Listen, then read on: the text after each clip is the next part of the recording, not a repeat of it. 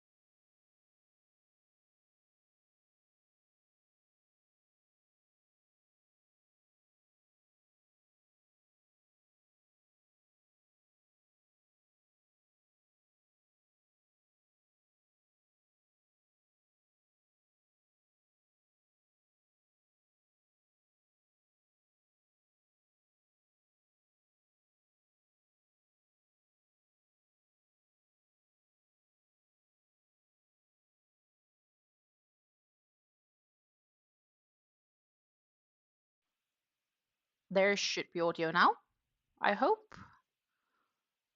The crazy thing is, I checked everything just before the stream, and it looked like as if audio were on, but then I had no audio, so I rebooted it, and I forgot to check if there was audio after. I hope you have audio now.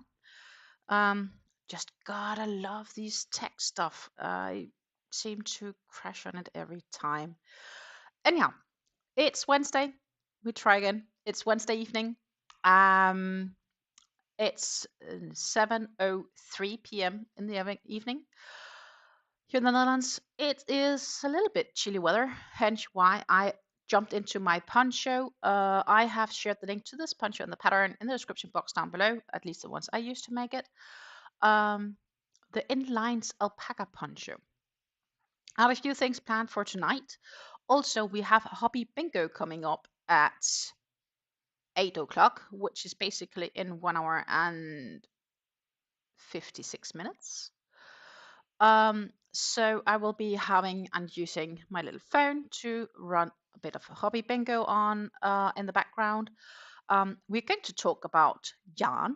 We're going to crochet a bit and just hang out. I have some plans for this one. At least you guys are going to help me with it because we have to make a little vote as to what crochet pattern I should make from it or what shawl I should make.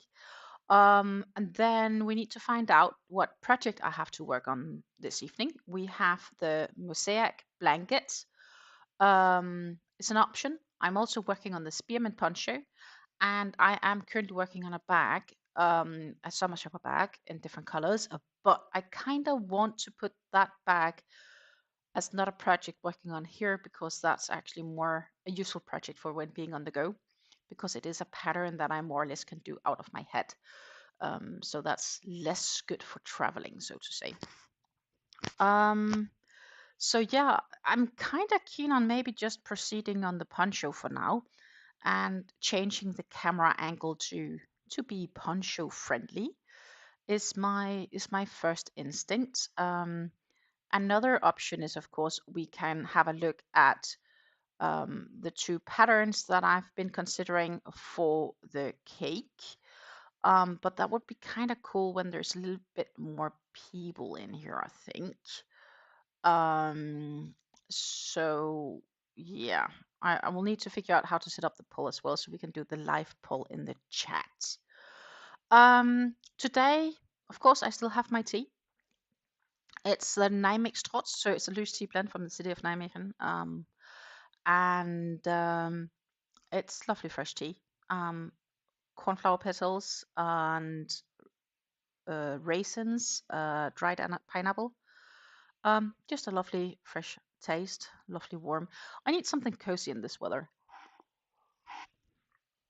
So what we could do, because I do see that Nightbot has found its way to us, is that we could try to actually. I want to change a command a bit because that would be kind of nice if I could do that. Because it is inconvenient to have to write exclamation mark in front of weather. So let me see if I can maybe just get us in without and update that. That would be kind of cool. I see that they did change a few things on the Nightbot setup, but I'm sure that it's just a question of being used to it. So if I remove this and I update this, then hopefully I can now just write weather and then either city or zip code. The only thing is it takes all cities and zip codes across the globe. So it could be that it doesn't know your local one. So if you use a little bit of a bigger city in the area, that would probably be more useful. But let's see if it comes with the weather for Nijmegen or if it still wants the exclamation mark. I should have updated it. I see we have a few 4 people looking in and joining our stream. As I said, we are looking at. Oh, lovely.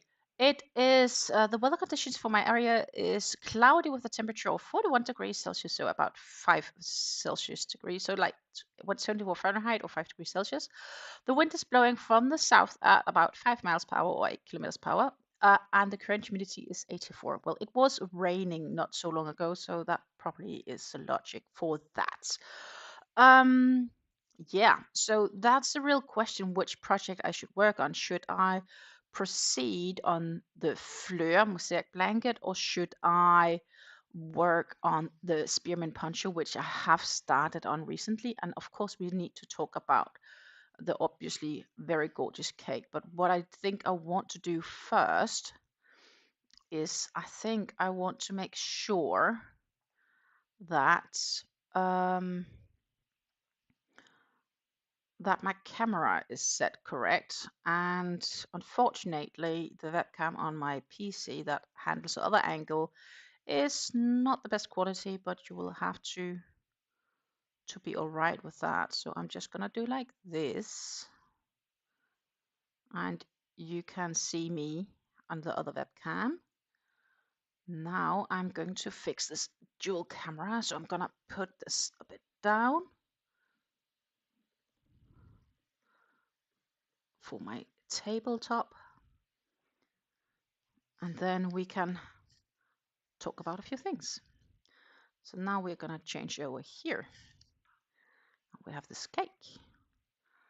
Oh, that's bright. Can we brighten it down a bit? That's really bright. It's just gonna be brighter, and then we're gonna be able to go lower. That was a bit better.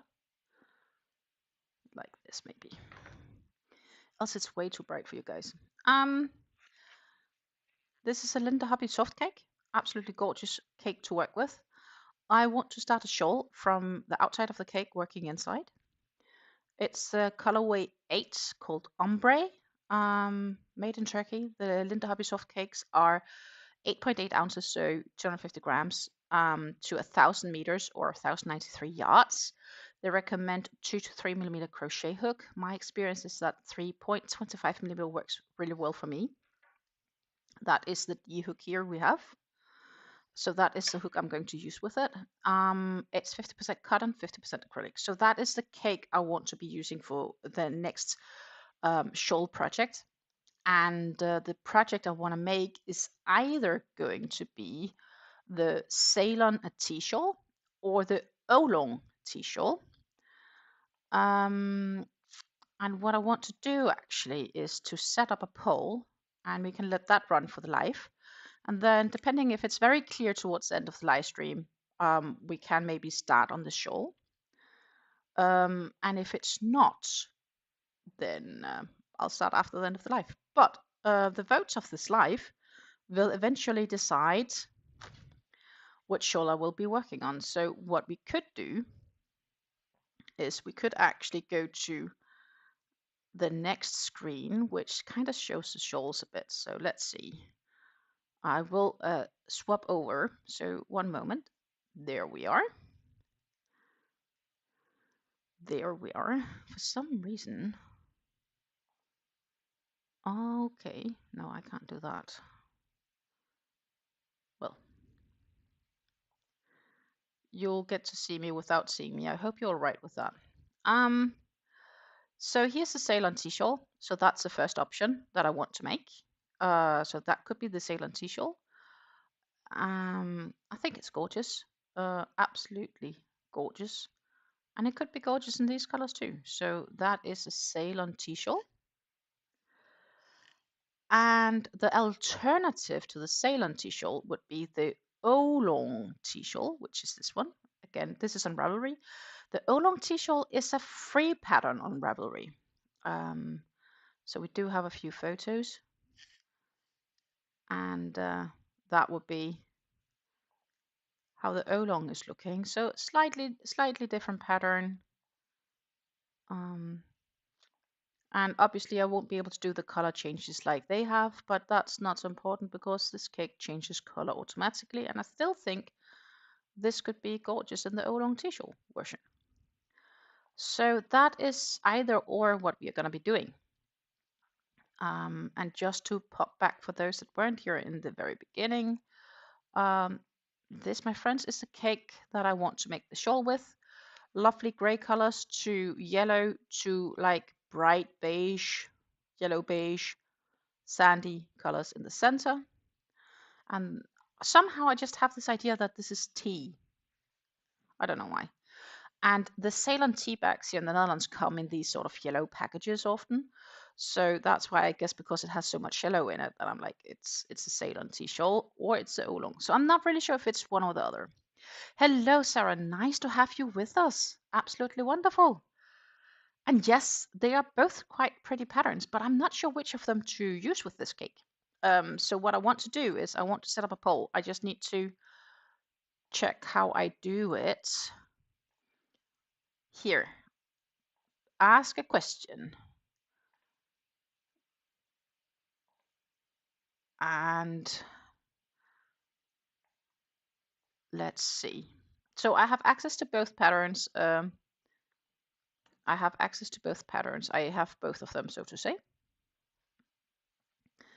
One is free, and the other one you can get for free if you have Hobby Plus, or you can purchase it. I do not remember the prices, but like 5 to 6 euros, most of them.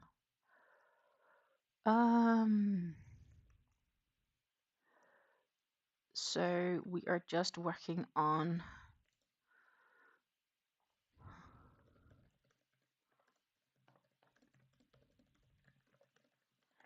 Linde Hobby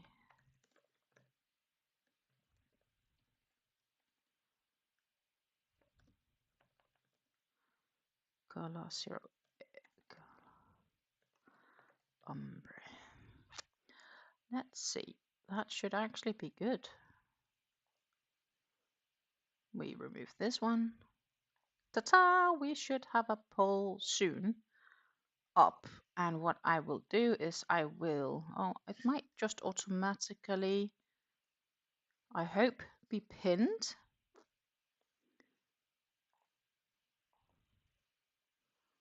I hope there should be a pin here. Yeah. Well, something happened. Somebody voted. Yay! Somebody voted. Haha. So we have it up running. If you, I don't know why I don't physically see it yet, but it could be that I just need to update mine. That would definitely not be an impossible fact. I don't know. I don't see it, but it could be it's because it's my own. Odd.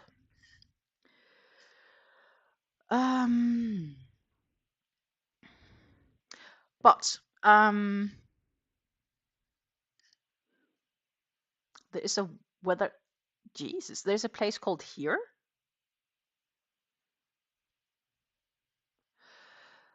The weather for here, Parbad, conditions are clear with a temperature of 65 degrees Fahrenheit, so it's about 18 degrees Celsius. The wind is blowing from the west at about 2 miles per hour, which is equal to 3 kilometers per hour, and the current humidity is 78%.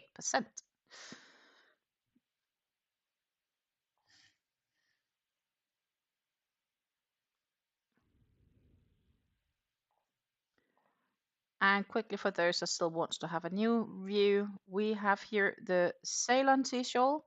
Absolutely gorgeous shawl. Super, super gorgeous. And we have here the Oolong, which is also a very gorgeous shawl.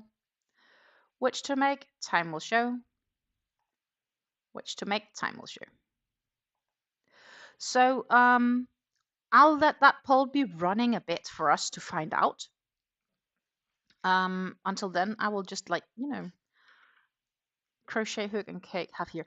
I need to decide what to work on today, at least for the next 40 minutes, because then Hobby Bingo in Denmark starts.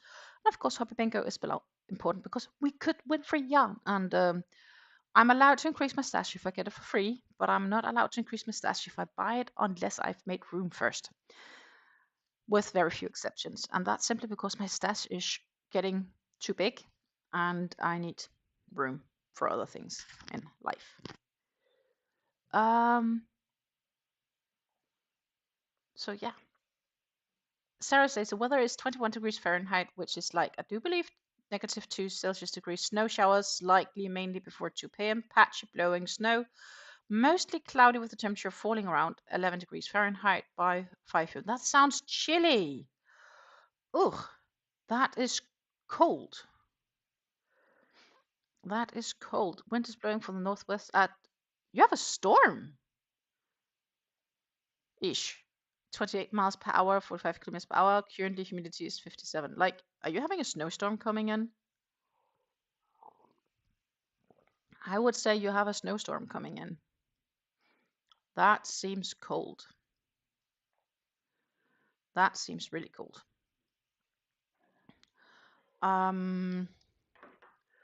So, we have two options to work with.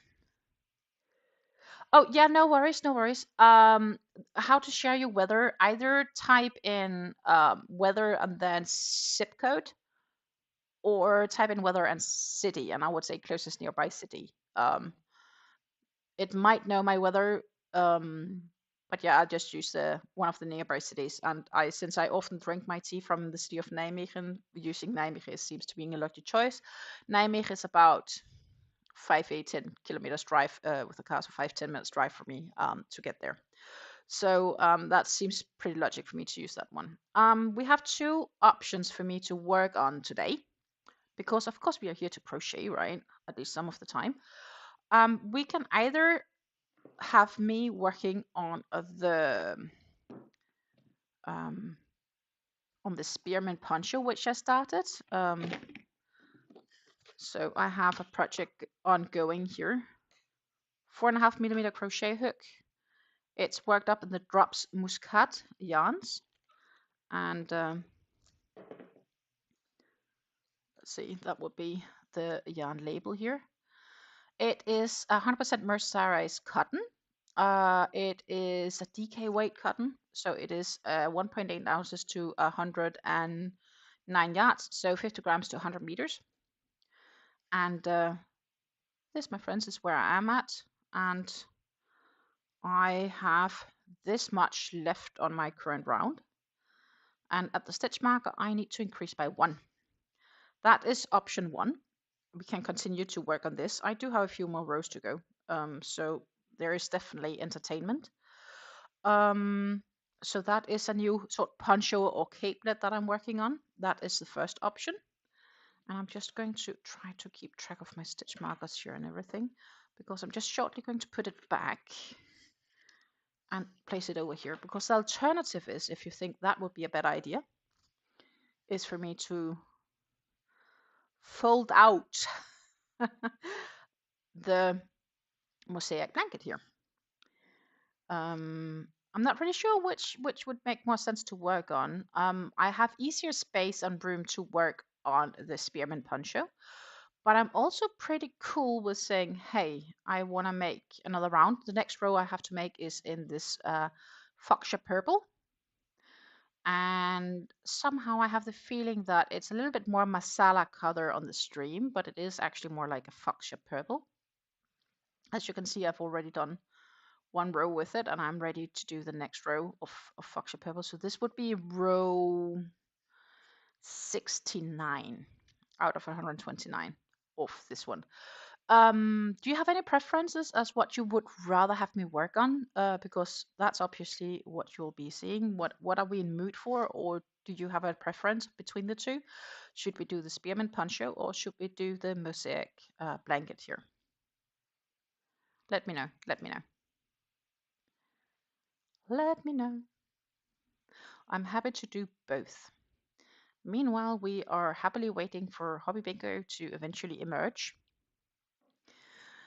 Sarah finds that I should work on whatever makes me happy. I'm kind of going to be happy with both, but the thing is, somehow I actually do want to. I've made some progress on the spearmint poncho earlier today.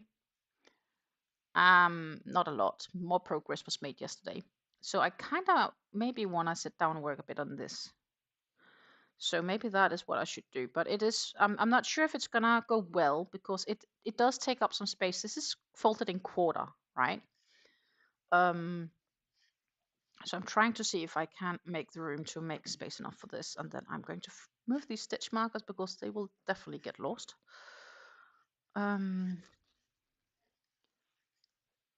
So, and then I will have to find a pattern also. But that's gonna be fine. That is going to be fine. I've hidden it on my PC,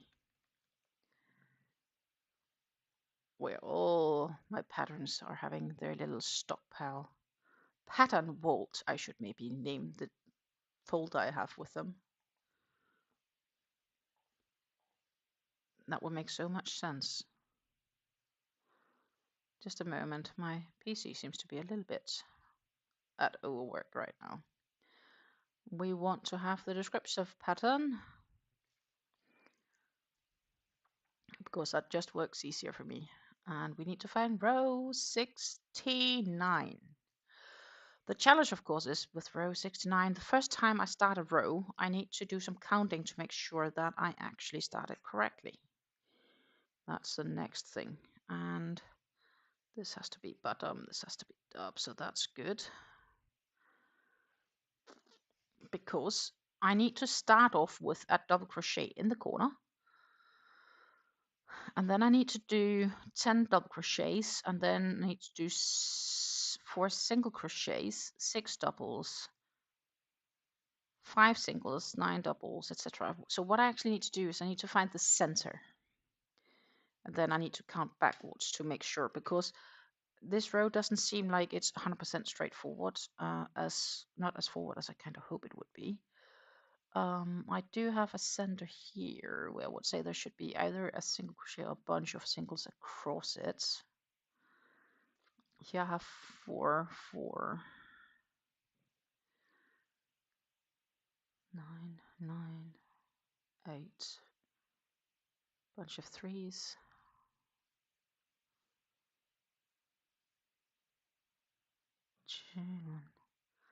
3 singles, because this is the middle, what I have here. So I need 3 singles around it.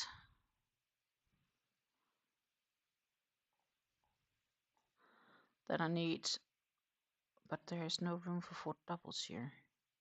Oh no, I need 3 doubles, 4 singles, 1 double, 4 singles, 1 double,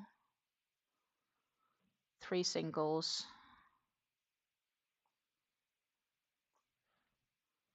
3 double, 3 single, then 9, 2, 4, 6, 8, 9, but that's not going to add up because there's not room for 9 there. I must have counted wrong again.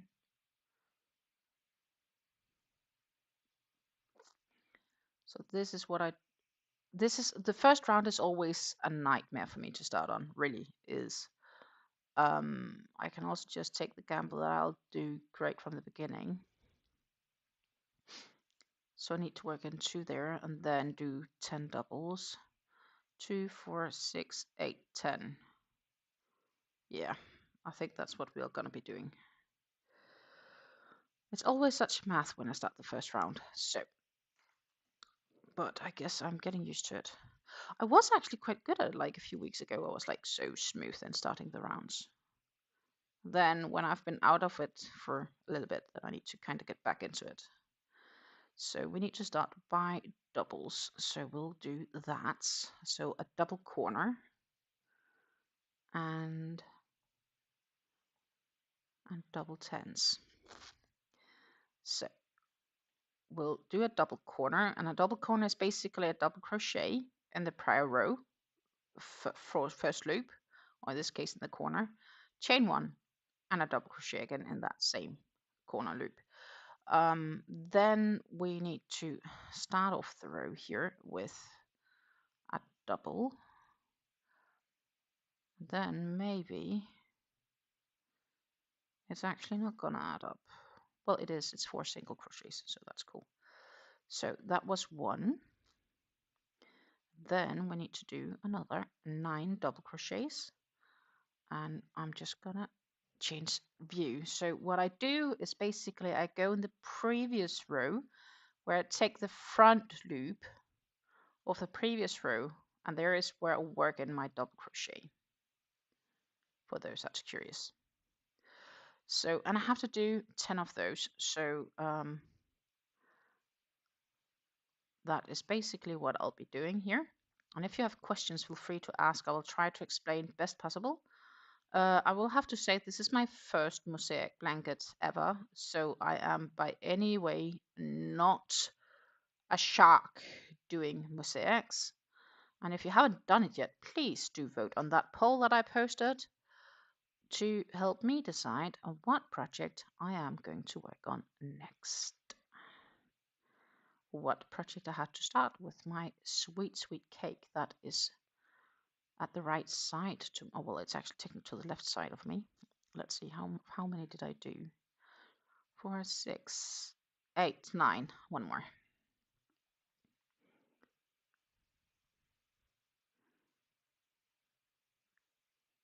10. So we got it started. We made our double crochet corner and we made 9 double crochets.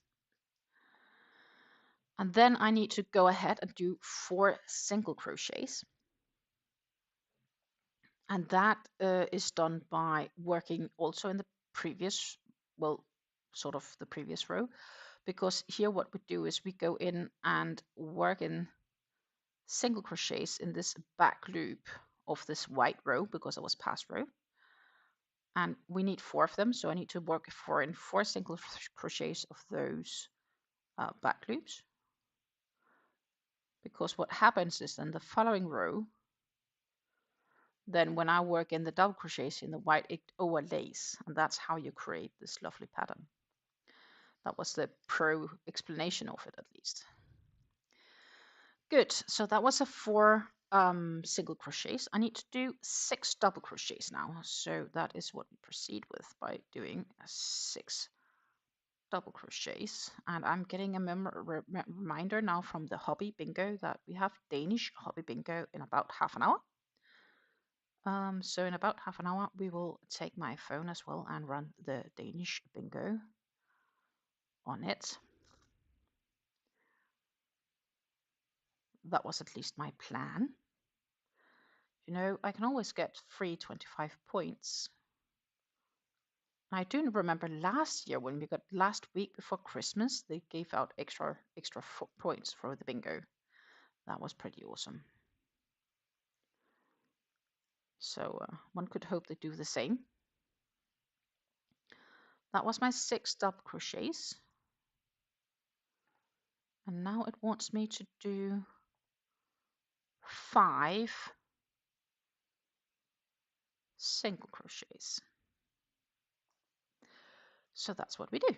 We'll do 5 single crochets. So that will cover until the end of this white double crochet section. Meanwhile, we have a 50-50 vote, which means that so far it's not finally decided what pattern I will be working up with. And I see we are currently having a couple of people viewing, so that would be so awesome if you would pop in and vote on what pattern I should be working on. Meanwhile, we'll just keep on crocheting a bit on this mosaic pattern. And I did my 5 singles. Then I need 9 doubles. That's probably this whole row. 2, 4, 6. Yes, it is. That is easy. That is all the previous row that is visible. And this fuchsia pink, fuchsia purple, sorry. It is sort of pinkish. I'm also currently keeping all those scraps of the balls because who knows, maybe it could be fun to make a scrap project of the scraps. So right now I just have it all laying together somewhere. Meanwhile, we take these one by one, and we are getting there. And yes, I do keep a little note on the timer so that we will open the Hobby app on time. If you have the Hobby app and you do play Hobby English Bingo, then you can also play the Danish version by changing your local settings to Denmark for the duration of the game. And yes, you are actually able of winning, though of course they'd rather have you just participate in the country you're at, but you know, you can play. For me, I have to, because in the Netherlands they don't have a Hobby Bingo, and I do believe it's because they're not approved by the gaming authorities here in the Netherlands. I see I forgot to enter my corner marker, and I use corner markers just for my own easiness, so I don't need to keep track in the same way. So we did 3 singles. Now we have to do 8 doubles. 8 doubles. Sarah is still here, she says. She's just a little bit away while she's cooking, but she is listening. Yes. What's up for dinner, I should say, or lunch maybe would be more correct. What are you having or making? I had takeaway for dinner. We don't do a lot of takeaway, but we had some takeaway. Where I had some chicken doner chicken, with fries and salad and garlic sauce. And the reason we did that was because this afternoon we were out looking for an apartment for my mom-in-law, to see if that was something. And I do believe she's interested in moving there, but she's not the first on the list. So it also depends on what everybody else wants that's before her on the list. If they want it, then they will get it. But if they don't want it, then she has a chance. And she is pretty high on that list, to our knowledge. She should be second, maybe third. But if number one wants it, well, yeah, then number one takes it. They refurbished the whole apartment. They renewed kitchen and everything. 2, 4, 6, 8. 8 double crochets. Oh, nice. Sarah's making a breakfast casserole for her family to enjoy tomorrow morning. Oh, that's nice. That is very nice. Then I need to do 3 single crochets.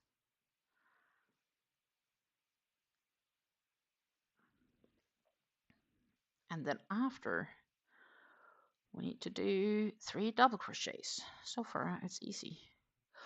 I found a new series to binge watch, actually, and that is currently the series named Person of Interest. It's an older series, but I've seen the first couple of episodes and I actually quite like it. It's a more um, action-filled TV show. I think it ran for a couple of seasons, and they're not recording it anymore. It was, I think, first released back in 2011, so it is older, but I actually quite like it. I think it's a nice one. And then I need to do, of course, now I need to keep my tongue straight in the mouth, so to say, very directly, literally translated. 3 singles, 3 doubles, 3 singles. Again, because this is a lots of repetition, so you need to keep track on where you are exactly. And then I need to do a double.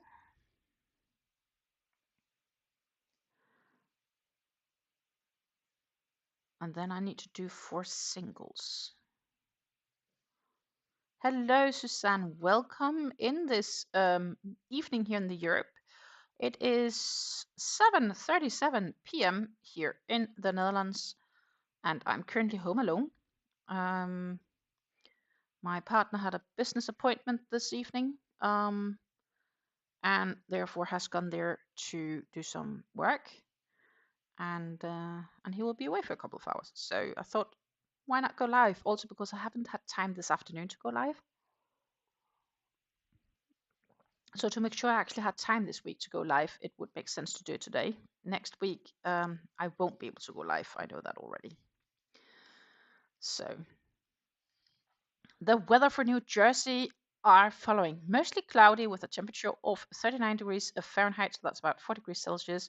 The wind is blowing from the south-southwest at 12 miles per hour or 90 kilometers per hour, and the current humidity is 42. That's definitely a lot drier than here.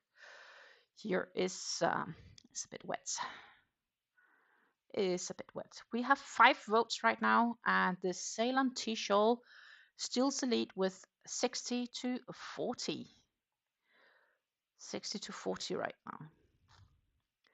Of course, we'll do the hobby bingo a bit later. For those that also joined a bit later, I am currently working on the Fleur Mosaic blanket. It is the first time I've been working on Fleur on a live. But well, one day has to be the first.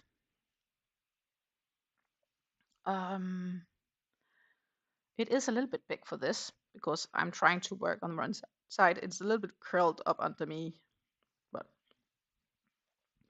we'll have to see how it goes as we progress. there should hopefully be room for it a little bit longer.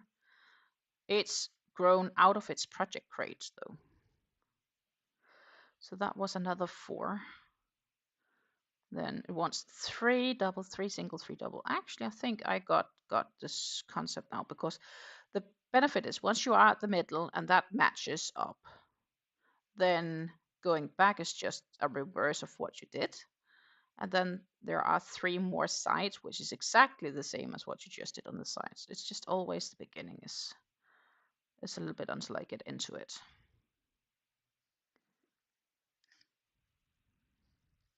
It's great weather for using our woolly mix. Yes, it is. And that is why I decided to jump into my poncho, because actually it's a little bit, I feel it's a bit chilly here. And that's, I think, due to the rain. It started raining hour and a half ago, maybe. And it might have stopped again, but it was just chilly outside. And I was like, nah. And I'm a person that easily has a cold time. And the fun thing is everybody here in the Netherlands, so the Netherlands lays a bit further south than Denmark, and everybody's like, but you're Danish, you should be able to handle the cold, you're a Viking and all that stuff. And I'm like, yeah, but I think I'm born with a defect or something like that at birth, because I am not good with cold weather at all. I hate cold weather. I do like snow when it's outside, but it needs to be nice and warm inside. I do like the coziness of winter, but I want to be warm. And when I'm cold, which I'm more often in the winter than I am in the summer, I don't like it. But yeah, I'm probably not the only one being like that.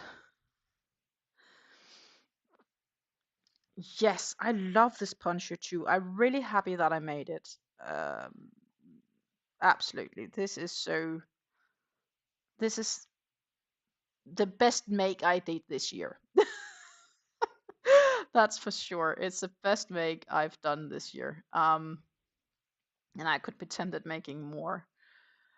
Because sometimes it really keeps me warm, but I miss a little bit here on the arms. It would be nice if it covered more, but this is just not the pattern for it. Then I would need to do a completely different pattern, if that makes sense. Let's see, I need another 4 singles. Yeah, I lost my Viking somewhat. Well, that's a crazy thing. I am definitely proud of being a full-blooded Viking, but the part of me that should be able to handle cold weather, I must be born with a defect. My parents have often told me the story of the night when I decided it was time for my arrival into this world.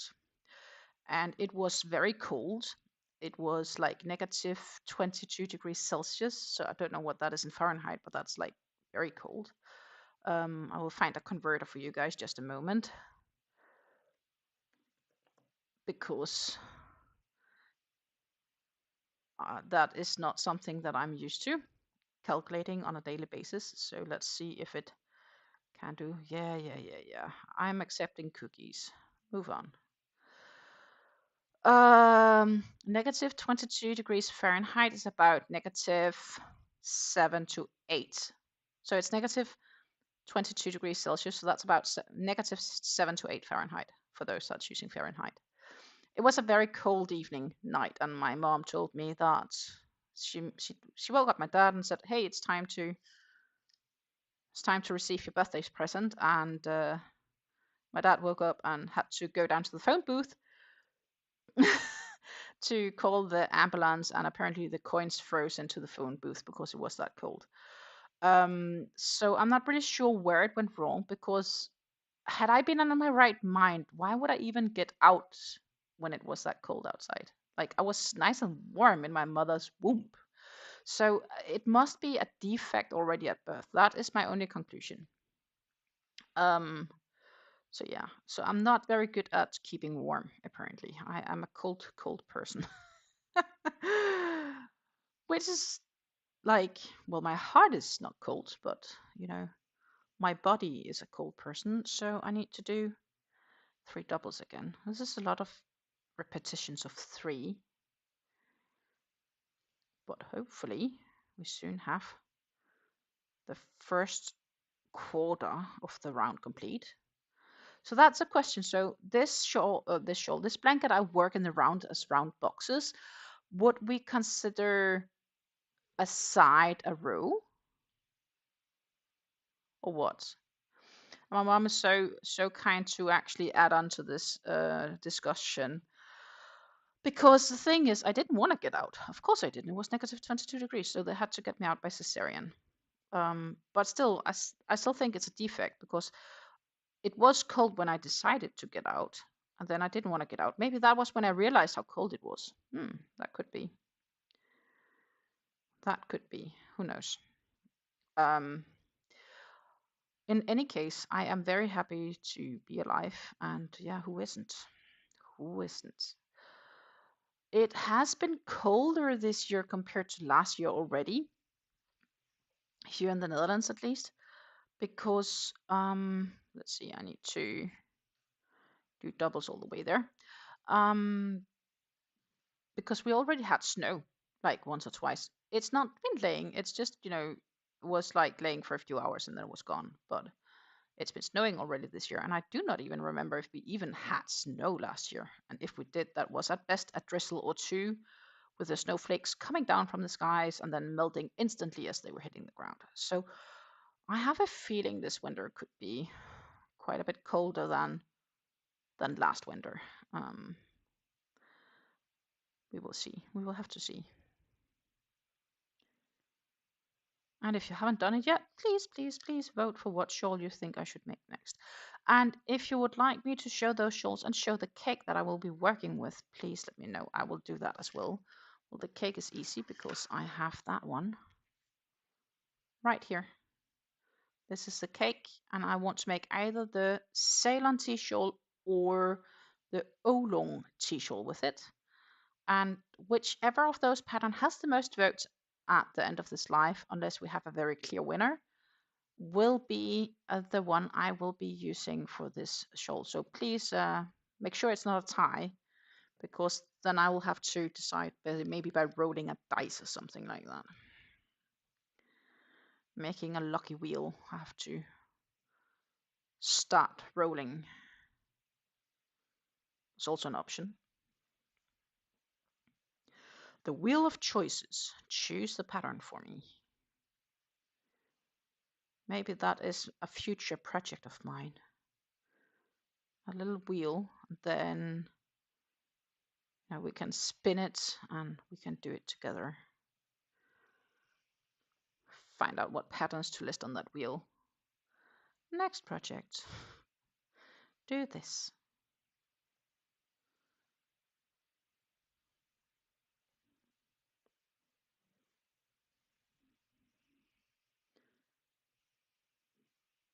And then I need to do doubles all the way there.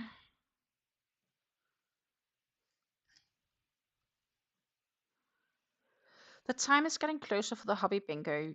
If you do want to join the Hobby Bingo, and you do not yet have the Hobby app downloaded on your mobile device, I would recommend you to download the Hobby app, because the Hobby Bingo for Denmark, yeah, I'm sorry, they will talk in Danish, will start in about 13 minutes, 12 minutes. And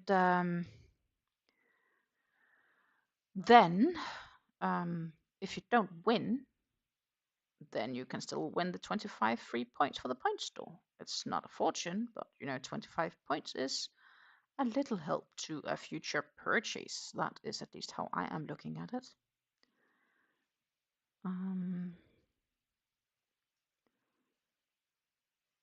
So I will open my Hobby Bingo when I'm done with this row. That's going to be pretty fitting, I think. Then I'm like, does it really take me half an hour to do a row? That's probably even true. But yeah, as I said, currently for TV shows, I am binge watching a bit the one that's called Person of Interest, and I think it's a pretty good show. Action packed. It's about a guy that was former sort of special forces. I'm not sure if you were agent. He was some sort of agent type. His life kind of got messed up, and then he got found by this other person who built a machine that can help track things before they happen. So persons with malicious intent, and then it pops out like a personal security number, a personal identification number, and then he kind of knows this person is going to somehow be involved in murder, either getting murdered or going to murder someone. And then they're trying to like save people that wasn't meant to die, or so to say. And the machine was originally built as a thing for after the World Trade Tower collapse in 2000, and was that in 2001? I think should know that. No, yeah, no, 2004. Right? No shit, I don't remember anymore. When did they collapse? I know it's 11 September. That's sad. I don't know the date anymore. 2001. Yeah, I was right. 2001 was that is it. First instinct is always correct. Hey Amanda, wonderful to have you with us. I am working on the Fleur mosaic blanket while I am talking about prepping people for being ready for the Danish Bingo that will start in about 10 minutes on Hobby. And we are voting on what pattern I should be making from my Linde Hobby Soft Cake here. And I decided it has to be one of Red Teapot Atelier's designs because this cake tells me it's tea. So yeah, we're gonna start with the gray and then so work from the outside in on this skein. Yep. Open for suggestions, but I chose those two because I think those two were probably both really good options for it. The Ceylon was chosen because when you buy Ceylon tea here in the Netherlands, the packages for some reason are often yellow. So Pickwicks or something like that, they would be yellow for Ceylon teas. And the Oolong is a free pattern which is on the Ravelry website. So, but we are getting closer. So this was to finishing this row 6, 8. And I need to do 4 singles, which will very conveniently try to do here. And hello to any newcomers. Hello. And for those that's rewatching the live, I very much appreciate you for doing so. I do hope you're enjoying your time. Thank you to my subscribers, members, and much more. So we have to do 10 double here, and then we head into the corner. And before doing that corner, I should probably find my bingo app and elaborate to those that is not having the region set to Denmark how to do so.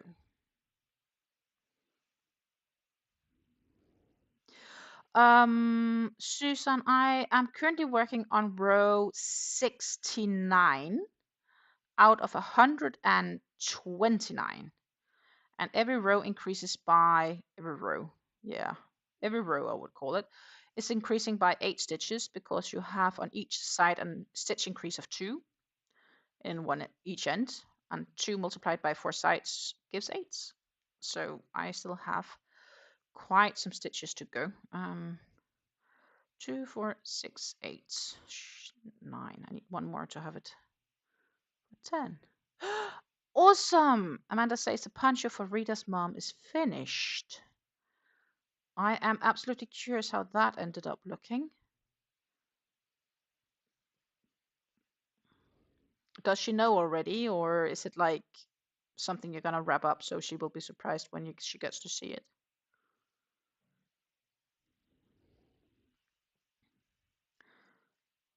That's That's a curiosity of mine. So this row I'm currently working on as to where I've reached now is 137 stitches. And once it's done at row 129, you are at 257 stitches multiplied by 4, so more than 1,000 stitches around.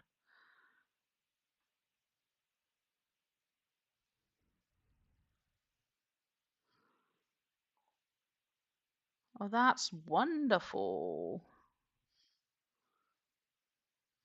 Will you show it to us sometime, or like show community tab, or upload it to your Instagram or something like that? What's your planning on showing the world? Because I'd love to see how it looks as well. So just for the convenience, I need to find my phone so we can do some hobby bingo. And I need to cut down my audio because we don't need this Danish blah blah blah. If you go to, I'm just gonna see what I'm doing a bit easier. But if you go to the more section in the corner down here, well, all the way down, then you can find your region. Here it says Denmark. You can do a pop-up. You have all the countries.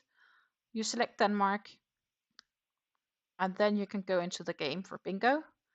And it says right now that they're making ready. They will be ready in a few for the bingo. They're preparing the presents and gifts for us. So this is Hobby Bingo for Denmark, and I was thinking somehow maybe we could lay it here so you can sort of see it, but I just need to find the right location without bumping my phone on the ground. I would be really sad about putting my phone totally on the ground because honestly, it's been expensive enough. So I think it can be here, right?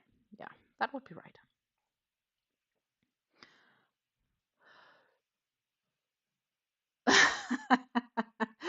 So Amanda says that she will get it this. She will wants to plan on bringing them this weekend, so Rita can bring it to her mom at the hospital. She was thinking of going live, but since I'm live, you're just hanging out with us. Well, that's nice that you're hanging out.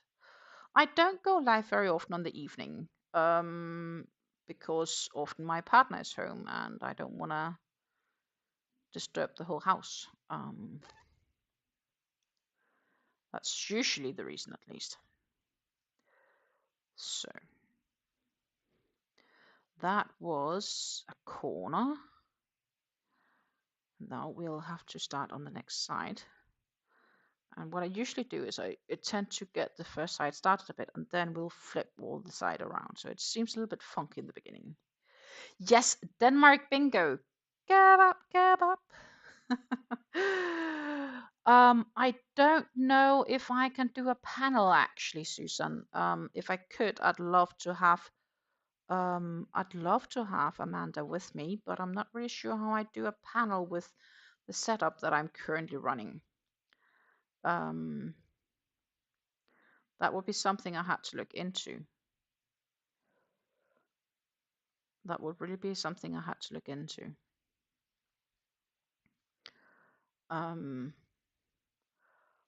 I could maybe, if you want to, Amanda, I can see if we can do like there is an app that kind of allows you to share camera, and you can add that as a source here.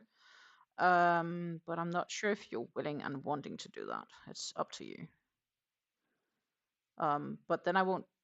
Oh, I could have your audio even from that as well, maybe. But I would have to look into it. It's gonna be like I'm not sure if it's gonna work. So that would be something that needed to be tested, if even.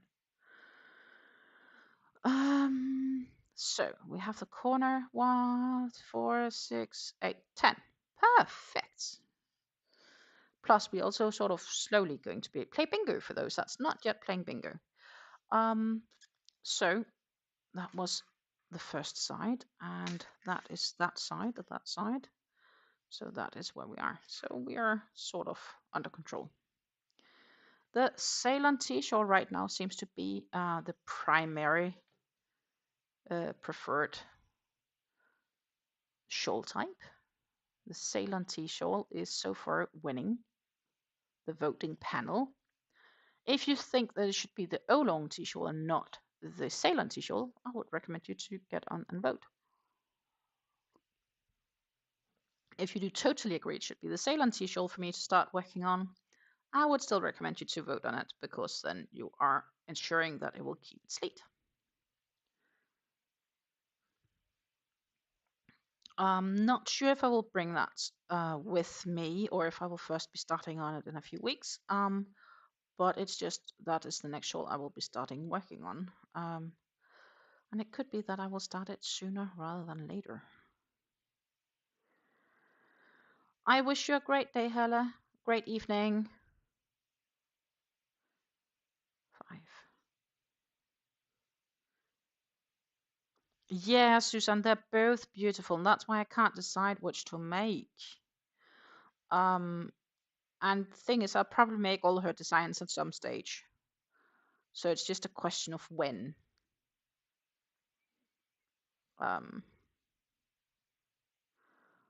But yeah, this is which I should make for this one. And I think it's nice to have polls in my lives, because it gives you a chance of influencing me. I'm not seeing myself as an influencer, but bottom line is that, you know, when you do stuff like this on YouTube, you do tend to influence. And I thought, yeah, why shouldn't I let people influence me then in the same way? 6, 8, a little bit more yarn.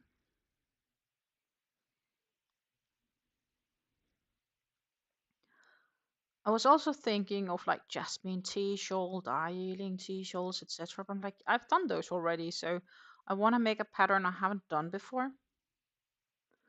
That was also my idea. And that is also why I chose one of the two, because I've done none of them before. So they are both an option, so to say. 2, 4, 6. That is the 9 I have here. So now you will see that I often like look back to what I did in the previous row, and that is why I mean it goes so much quicker once you've made one side. You know, the last 3 sides goes somewhat quicker, because I don't need to double check all the time what I'm doing. At least that's a tendency I have. It's always good to double check, because, you know, frocking this and redoing it is not fun. You just want to make sure they're perfect. Mosaic crochet. Not something I've done much of. I do admit I like the process and the result and the logic of it. But it is something that requires patience.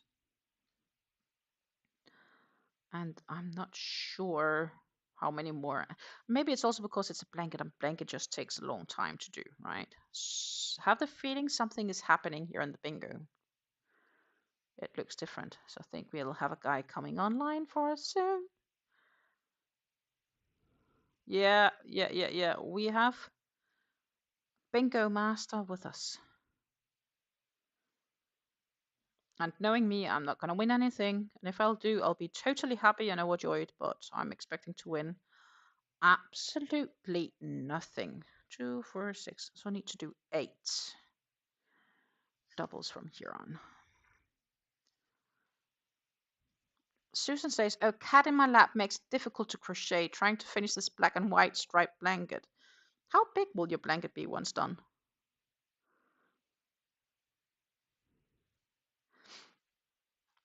I could use a big, fluffy, warm dog at the bottom of my feet to keep my ankles warm.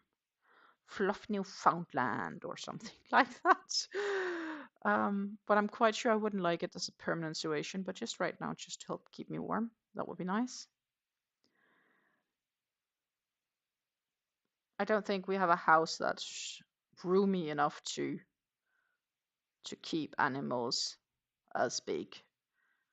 Generally, we don't have, so we travel a lot. We do a lot of things where we're often out of the house. And, you know, I don't think it's fair to animals if you need to constantly make sure that they are going to a pet sitting home or organizing for your neighbors to feed your cat or walk your dogs and whatnot. So it's just easier not to have any animals, even though I do like them. Like, my neighbors could ask me to walk the dog any day, and I would probably even say, yeah, sure, why not? So I need to do 3 singles. And I'm not listening to the bingo because, if I'll do that, you wouldn't be able to hear me. Because I will have to put audio on. I could do that, but I'm not doing that. It's just muted in the background, running, telling me, hopefully, that I've won. But I'm not expecting to. I'm just happy to get my 25 points. A drop in the bucket of the ocean.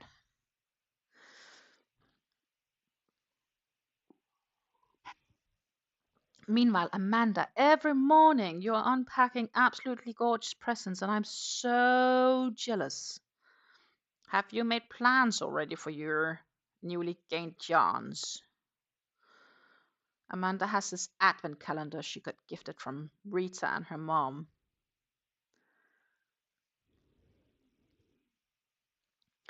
Susan says the blanket will be about 48 inches by 50 inches. Each stripe is a skein of bulky acrylic nylon wool blend of 130 meters by 100 grams with an 8mm hook.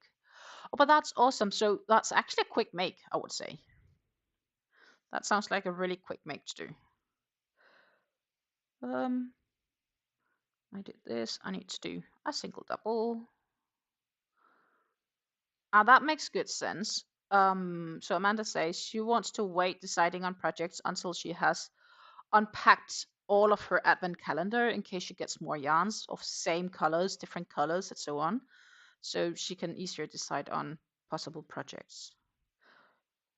That makes good sense. I'll hope you share with us when you get closer as to what projects these could be. Yes, I'm jealous. I'm like, oh, nice. Today I had a phone call with the work counselor, employment counselor, from the unemployment agency. They want to give me work suggestions, so to say, because they would love me to get a new job as soon as possible. And the first conclusion is probably that I'm a little bit too picky with my requirements and requests, which I kind of knew. And the next thing is I don't really know what I want to do. I feel like a teenager having to choose education at school, right? What do you want to work with when you grow up? I don't know. So yeah, I actually don't know. So I will have to. So what I agreed with them is to actually have to take a test, and this test will highlight my competences and interests and what sort of jobs that could be a good combination with. So that's basically what I have to do sometime. I'm not sure if I'll do it already this week or whatnot, but maybe I'll have to check. I'll probably have to do that after this live. I'll have to check because I saw they did send me informations, so I really should do that and see what they come up with. It's I only have another 2 months, and they are actually gone pretty fast, which is true. But I'm not really in a rush either to get something new to do. Just because I can finally breathe. I think it was because my old job was so stressed the last couple of months.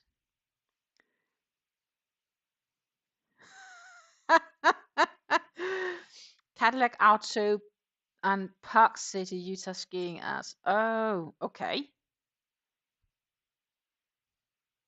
Interesting. Cadillac Auto and Park City, Utah skiing as. It is winter though. Amanda asks if it's cheating if she opens her advent calendar after midnight and record. Well, I would not say so, because it is then technically the 5th of December after midnight. So in 4 hours you could open and record. Yeah, sure. I would not consider that cheating at all. Upload to YouTube, so it's ready to launch tomorrow morning at like 8. Hello, Oddballs. Welcome, welcome, welcome. Oddballs, if you haven't done it yet, then please vote on the poll I have ongoing. I am wanting to decide what pattern to use with this cake. It is a Linde Hobby Soft Cake in the colorway Ombre, starting with these grays that goes into yellows, that goes into this creamy white, light yellow-ish. Named Ombre, 50% cotton, 50% acrylic. 8.8 ounces to 193 yards, so 250 grams to 1,000 meters. Gorgeous. Gorgeous.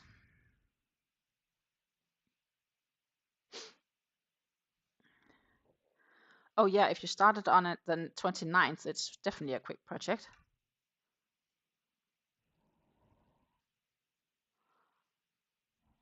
Oh, you also have a hobby box next to you. Dion. I wish I had a hobby box next to me. But we are kind of back in the space issue I have. I actually don't have room to buy a lot of more yarns. I need to sell out some items first. I need to offload and sell some stuff. Then we can talk about me buying more yarns.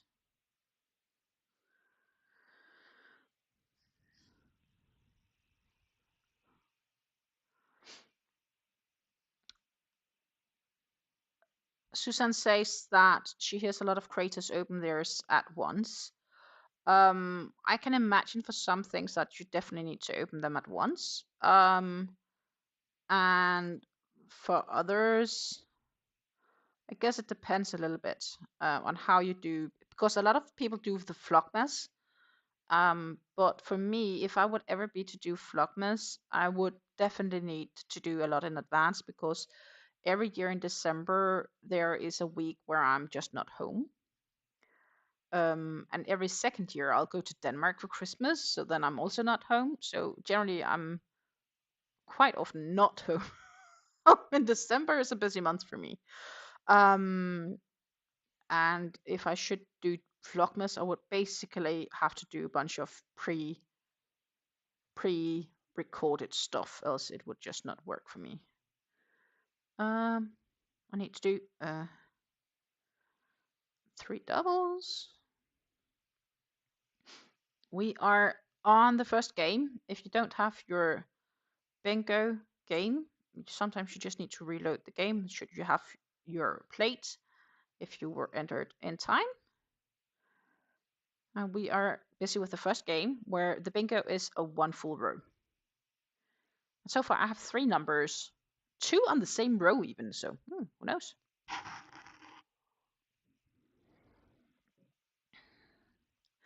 Oddball says Ceylon is her favorite shawl ever. Yeah, Amanda, I want to start on the outside of the cake.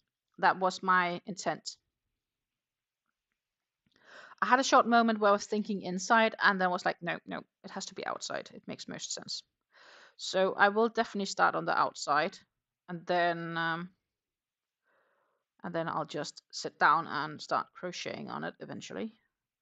The Ceylon T-shawl definitely takes the lead. We'll have to have a look shortly just to see how the vote is standing. We are having a total of 9 votes. Thank you for those 9 that has been putting in their votes. Well, I lied. We have 10 votes.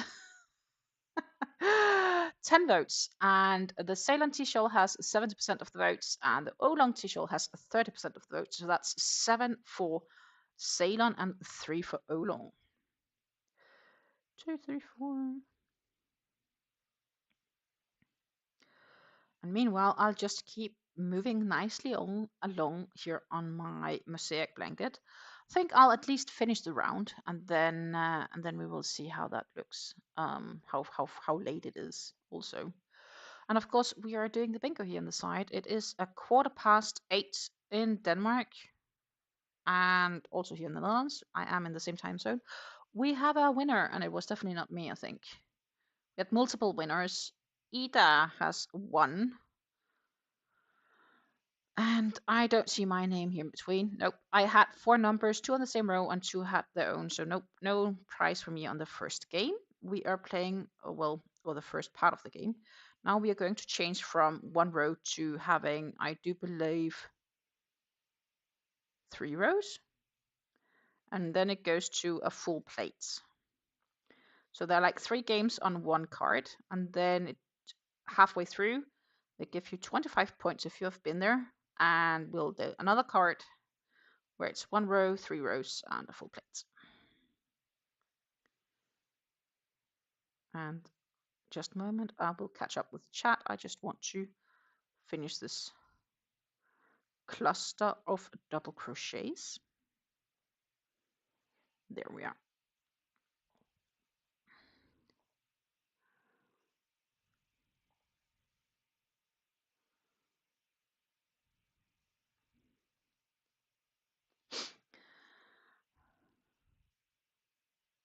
The discussion is of opening and film and release one each day. So open and film all and release each day. Viewers will never know. And Amanda knows she would, but it would spoil the fun. And I totally agree there. There's a feeling of opening something every day. It's like when you have the chocolate calendars, which I've really debated on getting this year. But you really shouldn't open them ahead because it spoils the fun of it. Good morning, Charlie. It's wonderful to see you with us this day. Absolutely wonderful to have you with us. Vancouver Island.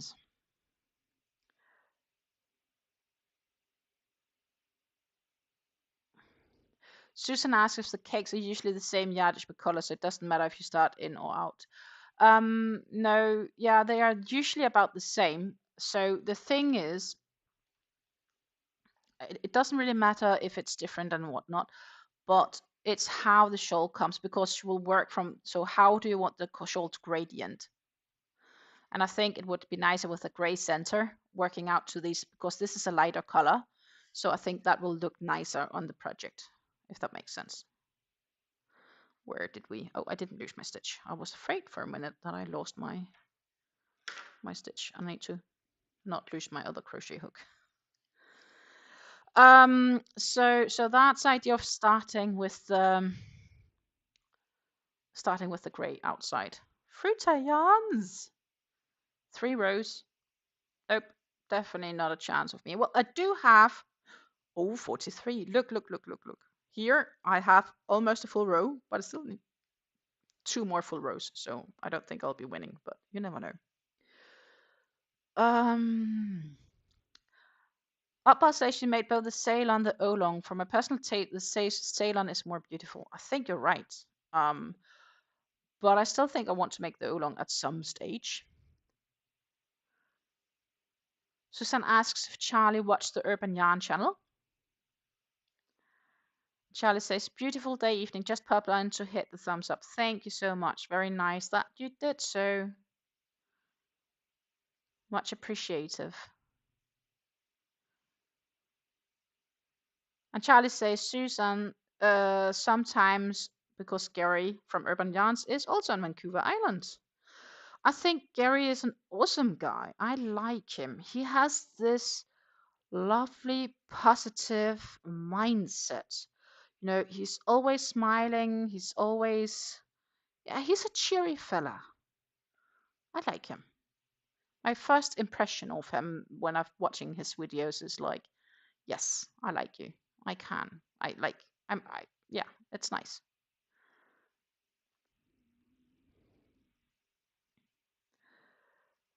Absolutely welcome. Feel free to hang out, grab some coffee and brunch. I'll be here for a bit more to go. I'm home alone right now. I had actually wanted to come and stream, like 2 weeks ago almost. I was home alone the whole weekend, but so I had my COVID booster shot. So I get flu shots and COVID shots on the recommendation of my doctor because I have an autoimmune disease.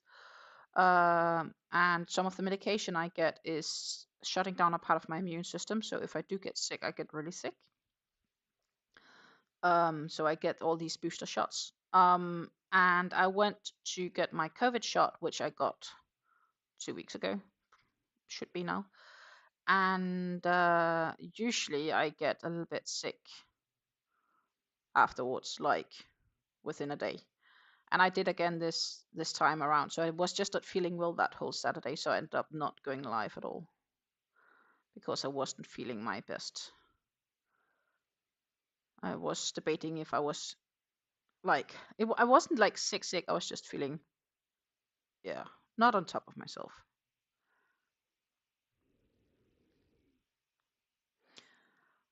Bon appetit is wished to Charlie.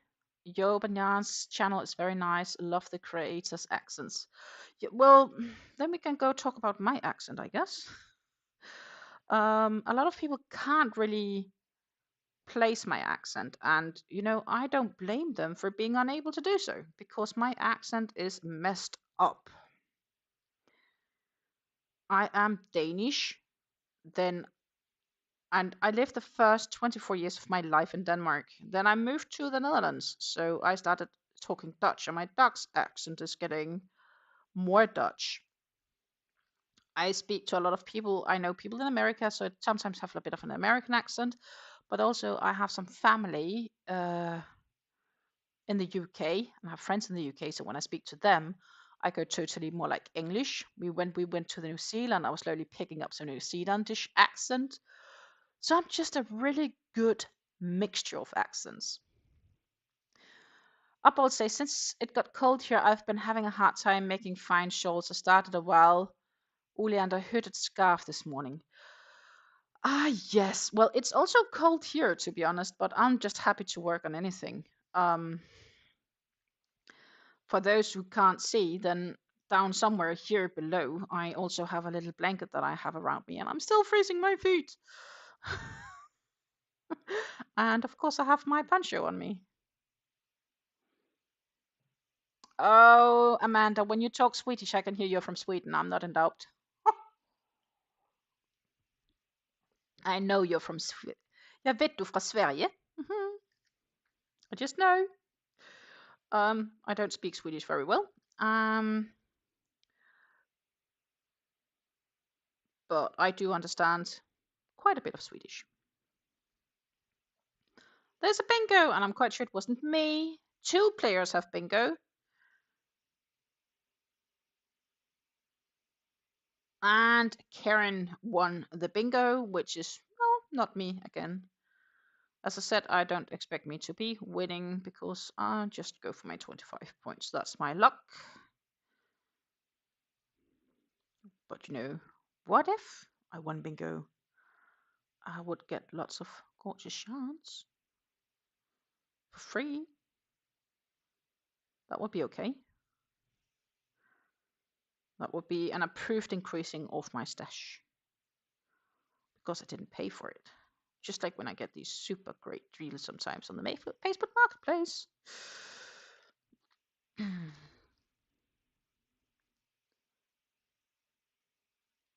Outpost is trying to get the weather for Manitoba, so once that's up, I will happily be announcing it. But I do believe we wait a little bit on Nightbot to wake up.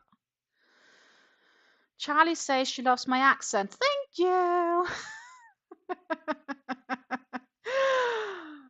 Charlie watches me because of my personality, my accent, and because you say shit and because I swear. I'm not afraid of a swear word or two. Yeah, I'm not R-rated. I'm sorry. I'm a little bit R-rated, so no children should be watching me unless they will learn to say swearing words. I'll be saying shoot sometimes instead of shit. And I'm trying to be a little bit nice. Yeah, I think Nightbot is sleeping. Oh, try without the exclamation mark. I changed it. Try to do weather, no exclamation mark, just weather Winkler, because I tried to make nice but be nicer, easier. Hey Jen, nice to see you here. Wonderful to have you with us. Jen is currently driving, so please drive safely and listening. Arrived at your destination, left my thumbprint and my vote, and enjoy my day. Thank you, Jen.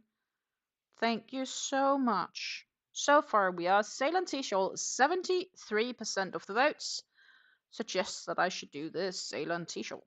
So that is probably what we're going to be doing, but it's not finally decided yet. Now it's happening. And of course, I did that change because I thought it was easier for people just to type weather and then the city instead of doing the exclamation mark first. So that's why I kind of fixed it up just for easiness of things. And I totally didn't notice that. I'm sorry. The weather for Winkler is conditions are mostly cloudy with a wind and temperature of 7 degrees Fahrenheit. So that's about negative 14 degrees Celsius. Holy crickets, that's cold, apples. The wind is blowing from the north-northwest at 25 miles per hour, so about 40 kilometers per hour. Humidity is 76. Jesus, that's cold. Amanda's weather for Enköping. Notice my pronunciation. She'll have to tell me if that was totally off the plate or if it was just a little bit close. But Enköping, the conditions are partly cloudy with a temperature of 19 degrees Fahrenheit, so about -7. The wind is blowing from the northeast at -4 miles per hour, so 6 kilometers per hour, and the current humidity is 86. Sounds like it could start snowing. I think it should snow. You love snow. I'm wishing for snow to Amanda's place.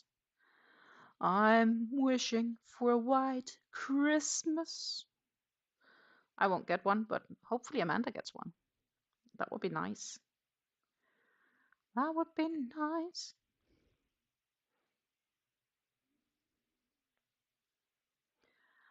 So yeah, I'm trying to be happy, optimistic, and yeah, I'm not afraid of swearing and making mistakes because I'm not perfect. I do though before I post tutorials ensure that I don't have too many mistakes because that's not cool. But you know, for going live, you know, if I need to be afraid of making mistakes, then I would never go live. Harder E kind of Enköping. Was that better? My god, I forgot my corner crochet markers. Well, I can see it easily on these, but Enköping, yeah.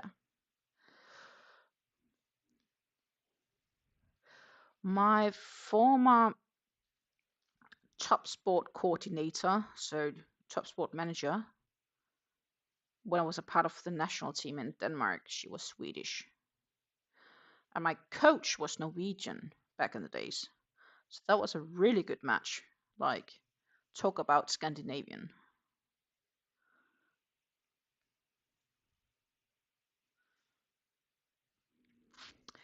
Some creators just sometimes sound and act phony and prim. That could be. That could be. So this is pretty much my natural accent. I can go. What you might notice is if I would travel, let's say, maybe a month to New Zealand, like I did 2 years ago, I could come back and be a little bit New Zealandish in accent.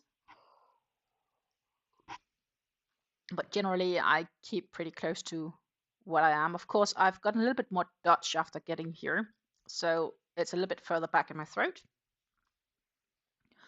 Um, but yeah, I talk with so many people that at some stage you just keep your accent. Like, it's a bit funny because in the UK or Northern Europe, you would say ice cream for a stick with, like, you know, ice on top. And in New Zealand, they would say ice block. So I remember, like, one of the first days, one of them were like saying, "Hey, do you want to go get grab an ice block?" And I was like, "Go grab an ice block." When you say ice block to me, I'm thinking of an ice cube, like a block of ice, not an ice cream. but I learned it because obviously. um, yeah, uh, you get to learn different words. And yes, ladies, if you guys like me and my bluntness, I'm quite sure you'd like Amanda too. She's also pretty honest, open, and not afraid of making mistakes, straightforward, a very busy crocheter with lovely, crazy ideas. And she's in gorgeous Sweden, let's not forget. These days she has this Advent calendar, so there's a video on her channel every day the coming months, well, until 24th. And I am jealous.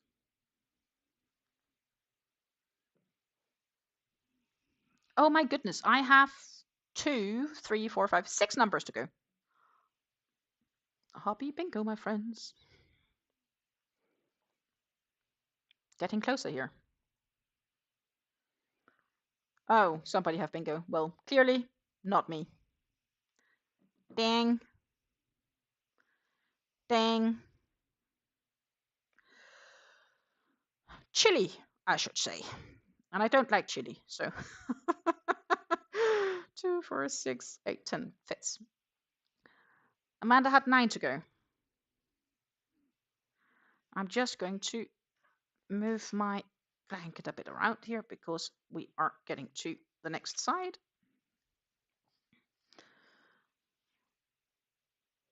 Then Opal says, I always pick up a bit of accent when I spend time in Mexico. Mexico. That makes good sense. Definitely good sense. 9 to go. Charlie Oxen says, I'm from Western Canada, but some people say I sound like I'm from Eastern Canada. I pick up accents even from reading. I'm not picking. I don't think I've picked up accents from reading though. But I can definitely sound like doing English when I go to the UK visiting friends over in Britain. I do get a more British accent than I have here.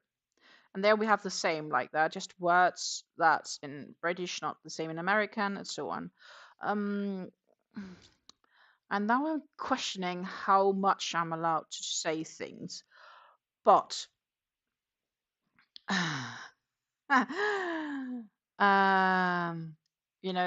are words in UK English that's just gonna be so misunderstood in America. Really, really, like, I'm even trying to see if I can remember it right now.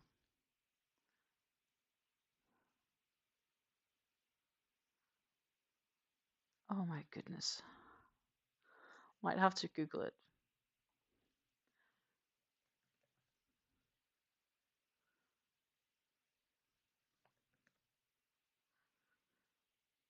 Because I remember it when I see it, but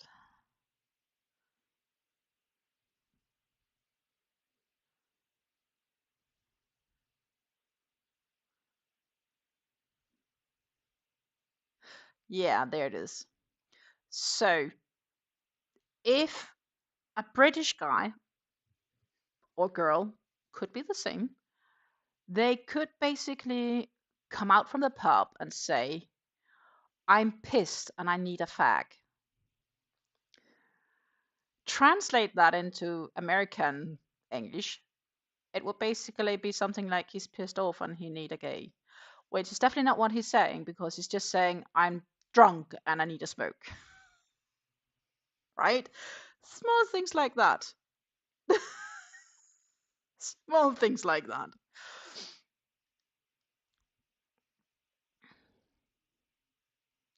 Outpost is from central Canada. Either coast has an accent to me. Yeah, valid. I think everybody tends to pick up accents when we talk to people, especially, you know, we do because it sort of helps us adapt and understand better, I guess. You sort of mesh and blend in. And you don't do it intentionally. I think it's just like a sort of deep-rooted thing in us to do it.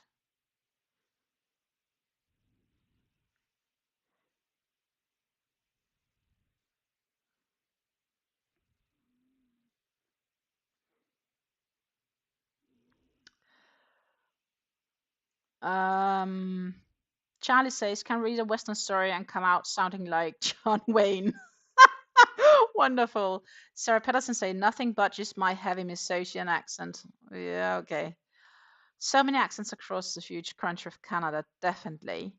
Charlie said, no, missed. I actually said pissed, but hasn't, yeah. It is pissed. So Pissed. Pissed is a British slang for being drunk. And fag for cigarette is a British slang for cigarette.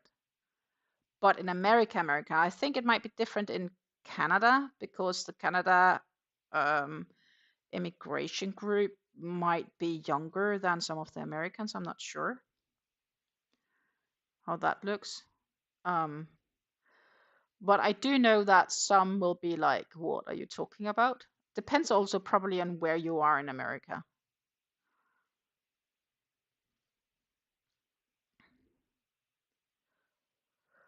But another story could be there are words even in Dutch and Danish that either are the same or means the same, maybe spelled slightly different, but there are also words that definitely do not mean the same thing. So we could do a Dutch slash Danish class 101 here. Yes, pissed off means angry. Yeah, but being pissed could also theoretically be drunk, right?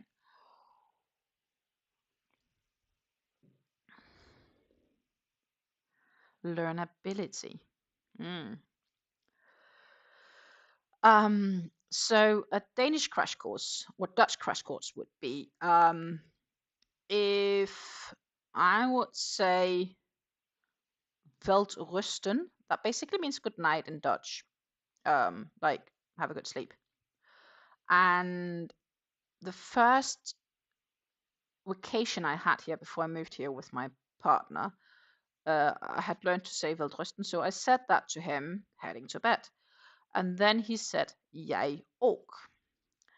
And jeg in Danish means me, and ook means too. So I heard that he said me too. So my first instant reaction was, what son of a bitch? I'm telling him he could have a nice sleep, and he thinks he also should have a nice sleep. How rude. But apparently, jij in Dutch means me and not you. So he did say you too. But I did not understand that because my Danish told me that jij is me because that's me in Danish, not in Dutch. Wonderful. So that was your Danish crash course. There are some words that's definitely not the same. There are some words that are the same. I think the same summer, or was it the fall? I think it was the same summer. We were discussing something, and we were talking in English because back then I didn't speak that much Dutch, nor did he speak much Danish. So we were still talking in English, and we were talking about a house. And on the roof of the house, there is this stony thing where there comes smoke outside, and we couldn't remember the word for this stony thing on top of the house where the smoke comes out, quote unquote, the chimney. But we did not remember the word of chimney. So we were talking with one another, and then suddenly my partner says, the skorsten. And I was like, oh, why didn't you just say that? I know what a skorsten is. So Danish, I would say skorsten, and the Dutch says skorsten. So very close, quite the same thing, but we could not remember for the love of our life the word of chimney. So after 5 minutes of trying to explain each other, being like, yeah, I know that thing on top of the roof where the smoke comes out. Yeah, I don't remember the word either, but I know what you're talking about. Had we just used our own native language, we would have understood one another, even though we didn't even speak it. Fun fact. Plenty of good stories like that, actually.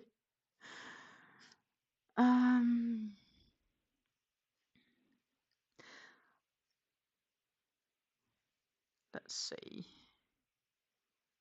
They're preparing for next game, and I don't have my bingo plate yet, so I need to go out of the game and go back in. And there it is. My plate is there. Yay. No, I'm not winning. Did he just he just blacked out. Oh, now he's there. This is not going very well. So there he is. Hobby Bingo does eat power on your phone. I have to say that. That is a power consumer.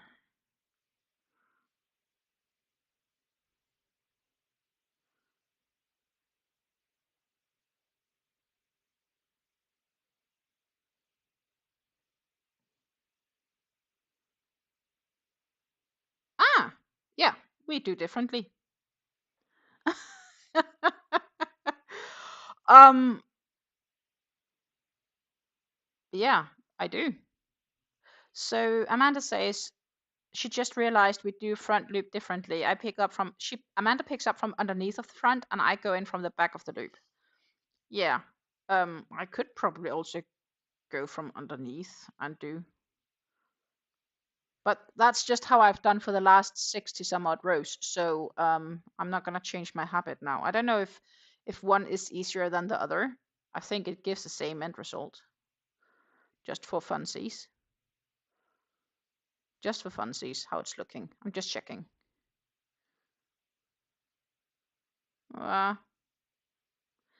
Not a big difference, but there is a little difference. So I'll just keep to do what I'm doing.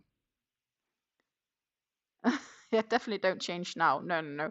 I just wanted to see how. I've actually done that all the time because I find it easier to come in from top and go from the back doing the front loop. I think it just works easier for me like that. But it could also be because I do knife holding and you do pencil. Like if I try to do pencil stuff, I'm feeling so awkward.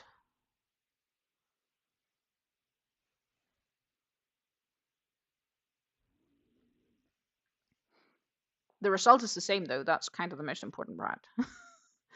Like the end result, so to say, the overlap of the previous row stitch. And I'm not saying either or is perfect. Actually, I don't know what's more correct. But that's just how I do it. But I think, that's probably also what I like that can easily help turn things so unique, right? We all have our different approach to it. It's just like, do you yarn over or do you yarn under when you do the yarn overs?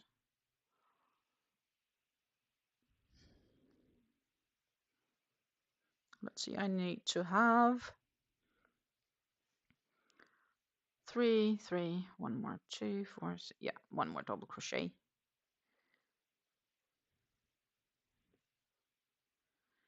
Then we have to do singles. And I think it's because on the singles I go from the top end in as well, right? To go out. So it just seems to be the most center oriented way of doing the stitches. So that's probably why I'm doing it.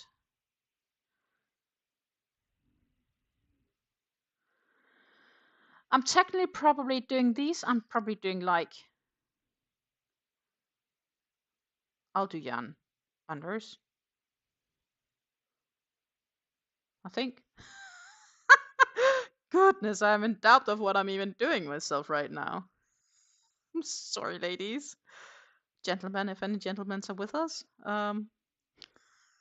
we can laugh a bit about this. Or I can laugh of myself. The other day, me being totally confused about why on earth that I had too many stitches, and I realized I was very clear about I need 48 stitches plus 3 to start from, and I did the 48 and I also added the 3 and then I did it together. Oh, goodness, let's see. When I make mistakes, always afterwards, I'm like, yeah, that's what I did. Of course, that's what I did. So that's a big question. What am I technically doing? So I need to do single crochets here. And so I enter on top of the stitch and I kind of go in to get the back loop. And then my yarn is already here on top, so I'll just grab it. So I'll yarn under, I would assume, when I do this, right? That would be a yarn under, I would say. But if I go in here, and I would do like this, that would be a yarn over. So I'd yarn under. But I do that by automatic as well. Huh, we learned that. Ta-ta! I am apparently a yarn under person. More important is I've done the same all the way around, every row. So I appear to be a yarn under person. Please disagree with me if you think I'm wrong, because I'm happy to learn. You might even be able to teach me something. It's not only me teaching people stuff. There is nothing that's more right than wrong. Most importantly, we need to be happy with what we're doing. We have to get 3 singles like that. Then we'll do 3 doubles. Yeah, so by the looks, I would say that I do most of these as yarn under, but the question is then when I do the double, here I yarn over, and I insert from the back end, but still grab the front loop and kind of grab it. So that's more like a yarn over thing. Challenging. Challenging. What is more correct? As in, would you consider that a yarn over so that I do the single crochet yarn under and I do the double crochet yarn over?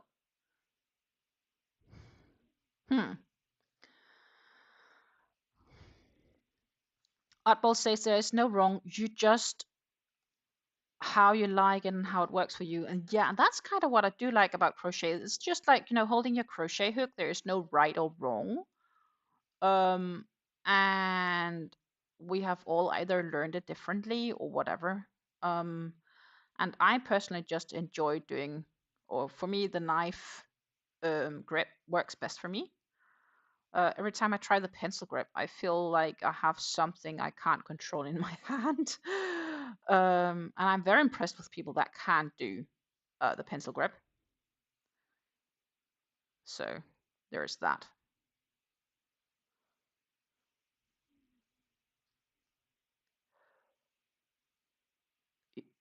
Charlie says if she doesn't have her hook in her hand and you can't remember how I yarn over, for heaven's sake. Yeah. Only time crochet is wrong is when it falls apart. Well said, well said. That's also true. That is definitely when it will fall apart. Goody. Definitely. We have a winner on 3 rows. 2 people have bingo. And again, it's not me, which is not a surprise. Lisa has bingo on 3 rows. They had Sultan Chateaus. I'd try see that prize. Yes, please. Why did I not win that? I would have loved it. That would have been such a nice bingo. Damn it.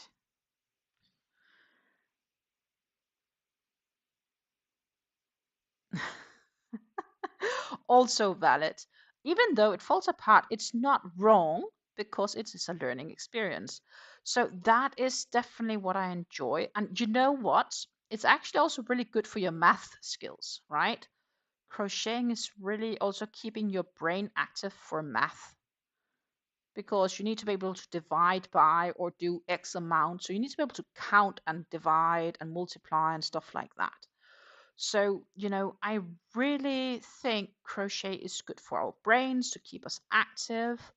It's like good mental health activity.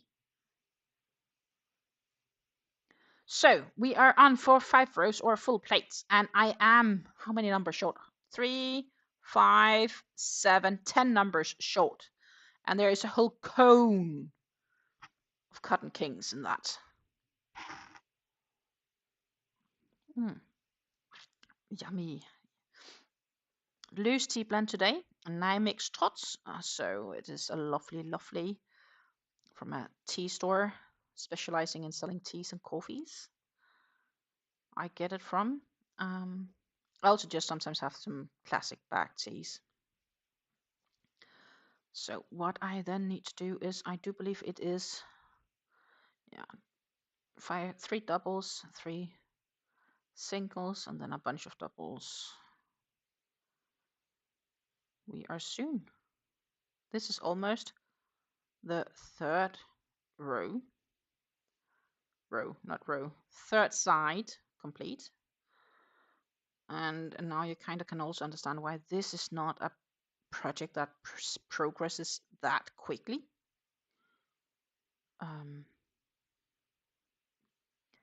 Because obviously I need to nicely do it, and I need space. It's not something I bring with me to do on the car because it's just taking up too much space. I got more numbers. 9 to go. 9 to go for the bingo. 9 to go. Meanwhile, I'm doing double crochets.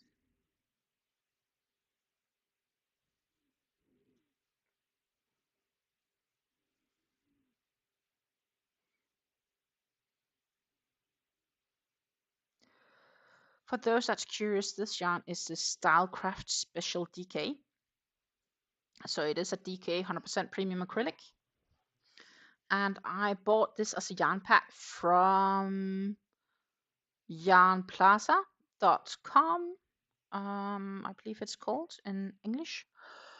It's a Dutch web store, but they do have an English website, and they do sell English yarn packs, so in the sense of as well. And yeah, I like the fact that I could get us a yarn pack in the colors for the design. And you can, with the yarn pack, also instantly purchase the pattern, or you can option to purchase the pattern on Ravelry, but you can also, of course, easily use other types of yarns if you just want the pattern. I can see this pattern also working up extremely nicely in just a 2-colored blanket. I could be tempted at doing that also maybe at some stage. But right now I'm just doing this, which I'm happy with. That looks like mohair of some kind. And I have one more number gone, so we are at 8 to go. 8 numbers to go for bingo. Unless it's an unfrockable yarn, it won't go bad and can't be reused. I frock entire projects I've made because I had a new vision for that yarn. Goodness, I try not to frock whole projects if I can prevent the life of it, because it seems like reusing yarns because you don't like a project, repurposing, recycling, I think is nice. But making something just to unravel it because you have another idea, I'm not. It would depend on how big of a project that is for me to do it, to be honest, because like I'm a perfectionist, so I'd frock it instantly that it's not good. Like if I see there's one wrong stitch and I have to go back 2 rows to fix that single stitch, I'll kind of do it. But at the same time, I really don't like it because it's so much work you have to redo. One of the worst I remember is actually that I was doing the tutorial for the leafy shawl, and then for the last row in the very beginning, I had forgotten a place to chain. So when I was like working the last row and I had gotten almost to the end of that last row, I realized I had to frock 2 rows almost back to actually fix it. But I had to, because obviously I was making tutorial for it and I was recording it, so I couldn't even. It looked not good either, so I had to do it regardless. But it was like this. Okay, I just wasted 2 hours of my life doing this because I wasn't paying attention. Yeehaw. So yeah, that makes me not so happy when that happens, but that's valid enough. We have 7 numbers to go for bingo, and I'm quite sure there are other people that has much less. Yeah, there are one with like 4 to go. So by looking at it, I'm probably not the winner of this one either. Would be awesome, but I would much rather have had the one from the round before with those dark Sultan shadow cakes. I want Sultan shadow cakes. I've been looking and drawing and wanting to buy, and I haven't done it because I've been a good girl, saving my money for things I actually need to spend them on, like food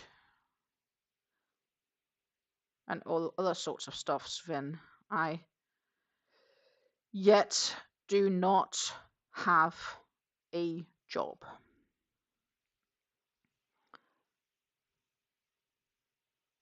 Frocking doesn't bother oddballs.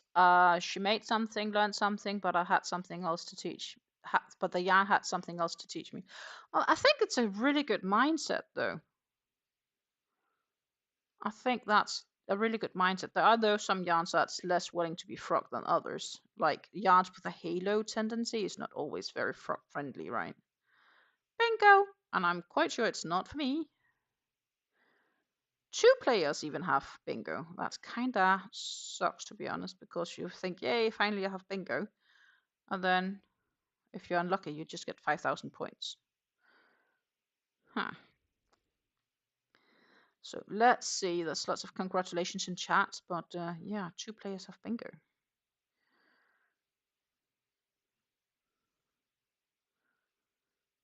Cool for them.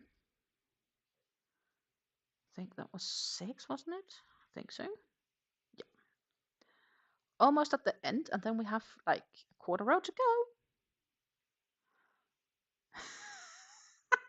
There are yarns that didn't want to teach you anything. Yes, yes, yes, yes, yes. I once gave away some yarn that I just couldn't for the life figure out what to do with. And I actually have some yarns that I'm debating on either giving away, but I'm probably gonna end up seeing if I can sell it first just to replenish my budget. I can add the money to my yarn purchasing budget.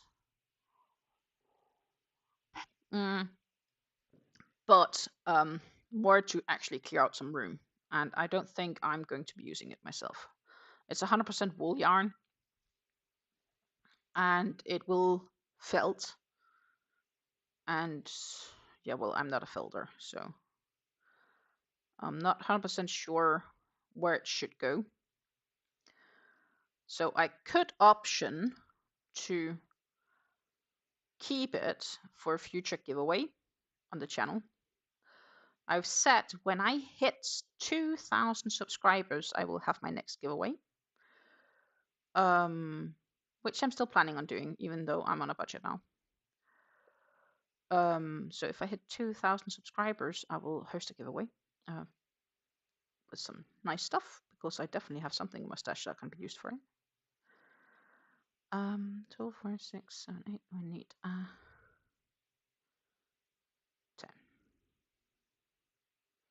and we are at the corner.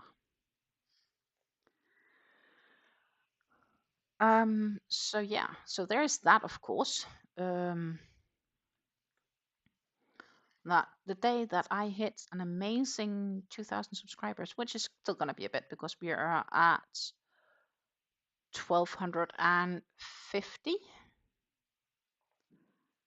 Well, technically it's a little bit more, so it is a slow growth, but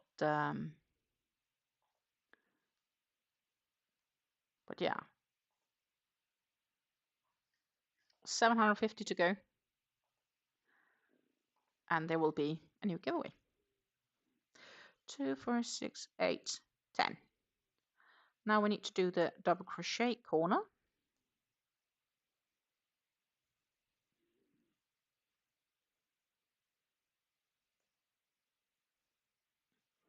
And another double crochet. Then, my friends, the game ended, so I can actually get my phone back. Get discount. Nope. Because, well, oh, there's nice yarns. I want yarns. Discounts, discounts, discounts. I want, but no, nope, I should not. I should not get any yarns. I am on budget. I am on yarn diet. Yarn diet. We have just the side to go. This is my start of the row. And then we'll have to figure out what's next. 2, 4, 6, 8, 10, 11. What's with the corner? And then I'm probably gonna work on a different project. What we can do is we can have a look at the votes. I see we have some changes in the votes because there are still people voting here. I don't know if we have new watchers. We are currently having 12 votes, and the vote is 67% Ceylon T-shawl and 33% Oolong T-shawl. I have a feeling that we are still gonna go for the Ceylon T-shawl. For those watching right now that wasn't there in the very beginning when we're talking about it, this is the cake that I will be using for it. Both of those shawl patterns are by Red Teapot Atelier, and I have access to both. So it's just a question of deciding which of the two patterns I should use with this absolutely gorgeous cake.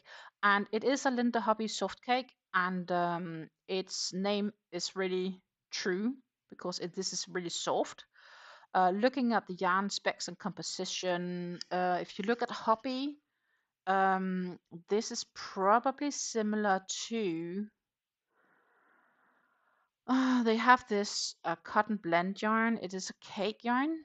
And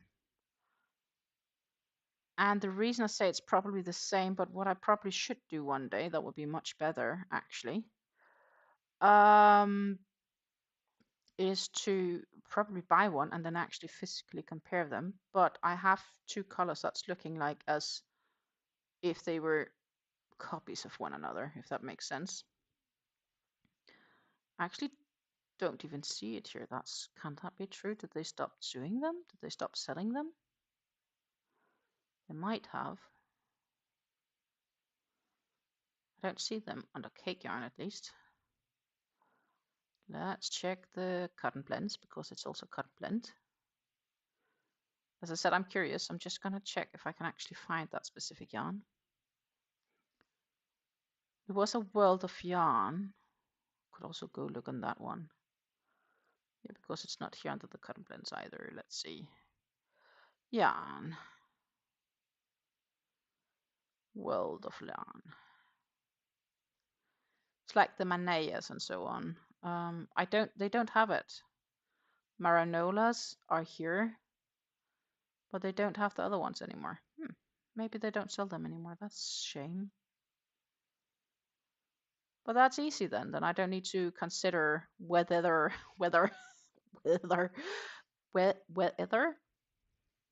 is a copy or not.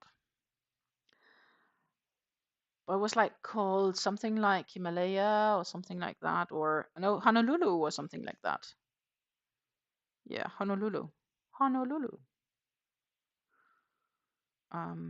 They had some yarns that was similar. I think it was Honolulu.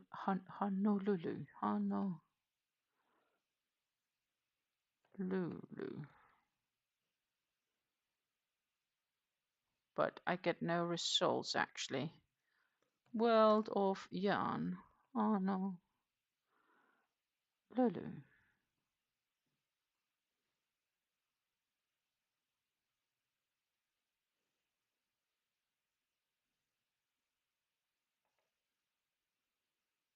I do believe it's the same. There is an example here on, well, not all of them. Oh, I don't think it's the same, but I can't find them on Hobby's website anymore. Let me just share this page. Ta-ta, it's on Ravelry. I found it here. Look. And I have a cake that's very much like this blue one down here. But none of them are like the rest. But this blue one seems similar. And the yarn makeup of this is also 50% cotton, 50% acrylic. But they seem to only be 800 meters. So no, they're not the same. Definitely not the same. 50% cotton, 48% acrylic. Nope, not the same. But because they are quite similar, I thought it could have been the same, but they are not. They are not. We learned that. I thought it could have been, but they're not.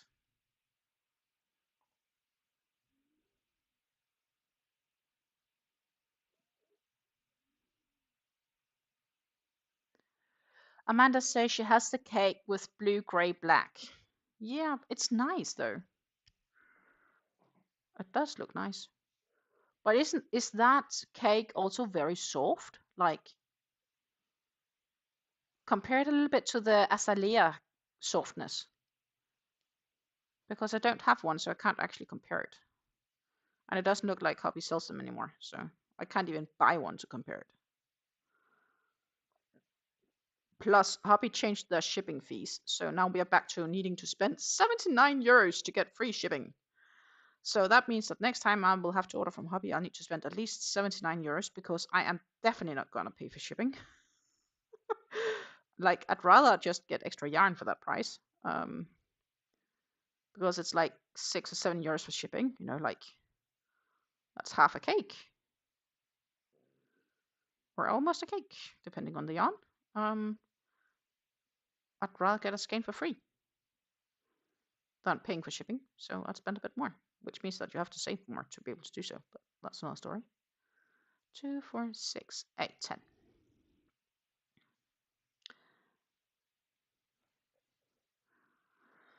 So yeah, we have 8 votes on, not 8 votes. Let's try again. We have 12 votes on the shawl pattern I should make, and by now it looks like the Ceylon tea is winning by miles. Which is okay. Then that's just gonna be the shawl I'll be making. You know, I'll be fine. But yeah, so first we'll finish up this row, and then we will grab the poncho I'm working on, and at least finish that row, and maybe make one more row, and then yeah, we'll have to see what I'll do regarding the stream. Kind of depends. I have a few things I want to do as well today. A few other things. Like I should probably check the mail I have from the work counselor thing. Trying to find out what I want to do for a job. You know, I'd like to do as little as possible for as much money as possible. I do like something where I'm a bit flexible to do things when I feel like doing them. I can tell you one thing, YouTube is not going to make me rich. Or I need to change my approach, which could be done, but I'm not sure if that makes sense. I do have a few ideas that I'm playing on working with. If I'm still 100% unemployed in 2 months' time, then I might do a few things with a different approach. Or if I only have a part-time job. Because then there is no income anymore from the unemployment agency. Then I will be officially broke.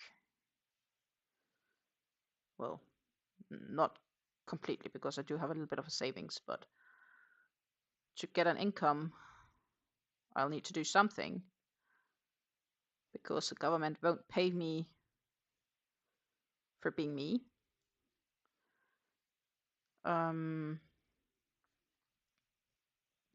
One of the reasons for that is probably my partner makes enough money to not warrant me to get extra benefits should I lose my unemployment benefit. But I also don't want to be dependent on the government like that, to be honest. I don't think that would be a very comfortable way of living, because you would constantly be worried about the next thing or meet whatever demands they have. Ideally, I think I would be self-employed and just have enough to have enough, right? Which I've done for years until COVID hit.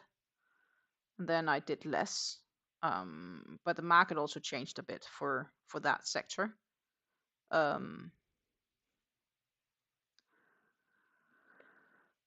So I will have to look into what's possible. So I could still maybe at least work part-time for myself and see if I could do something with crocheting.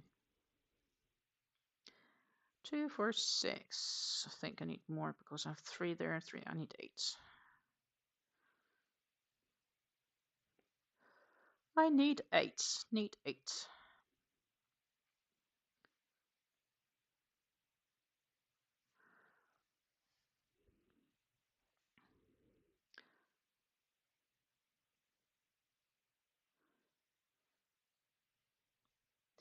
So next week, I won't be having a yarn talk video because next week Friday I am not around,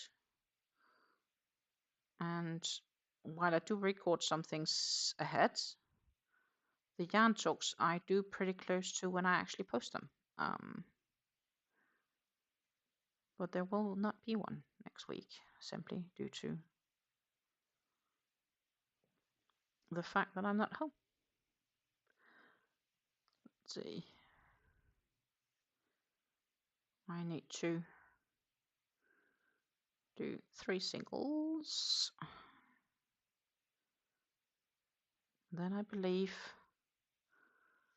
I need to do 1 double, 4 singles, 1 double, 4 singles. Yeah, I am on it.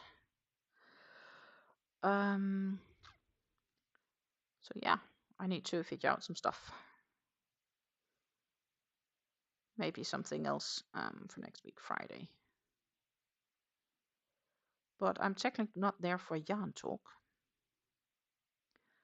Might also want to spend some days during Christmas to get designing, because I have this design idea in my mind. I just need to sit down and actually do it. And I think most of Christmas I'll just be not busy recording stuff. At least I'll just be enjoying myself with my partner, and when that's not happening, I can be crocheting.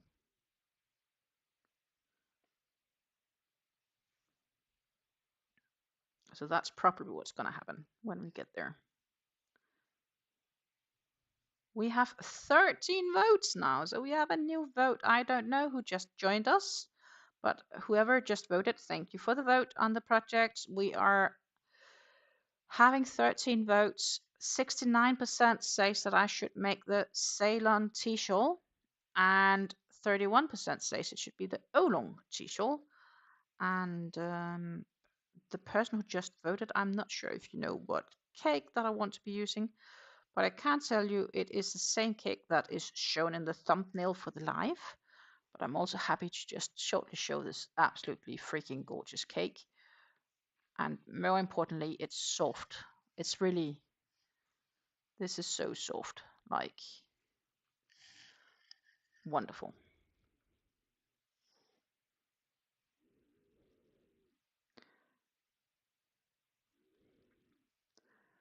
I wish you could feel it through the screen. That would be kind of cool if you could do that.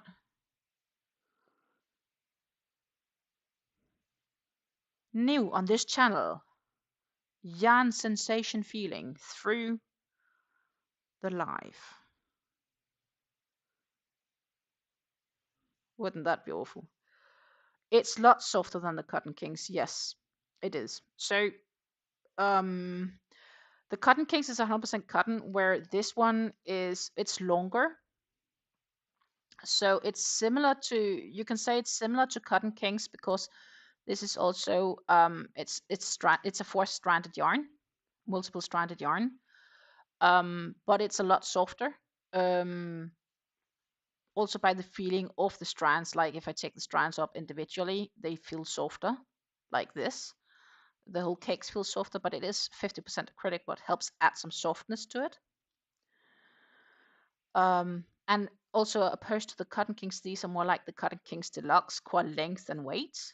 But they are fundamentally similar to the Cotton Kings Sultans because of the loose strands. So it's kind of combination of the two, and then the fact that it's 50% cotton, 50% acrylic, and that is the acrylic is kind of what helps the softness of this cake. I think full price on this is like 19 euros per ball, and I got it on sale for 9.5 ish, maybe a bit more, a little bit less than 10 euros. So it's a pretty good price as well when you get them on the good deals. I got it. It was a Black Friday purchase.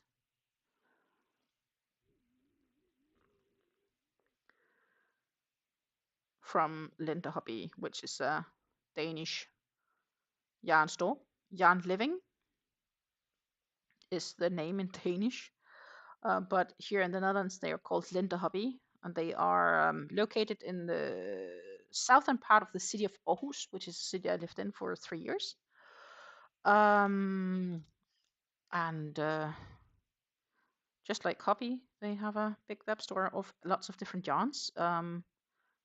And Linde Hobby is kind of like their own brand. They got slapped on, so it's, I believe, produced in Turkey, and then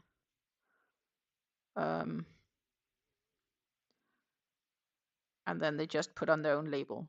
And if you order enough, this is technically possible, also at a decent price, I think. So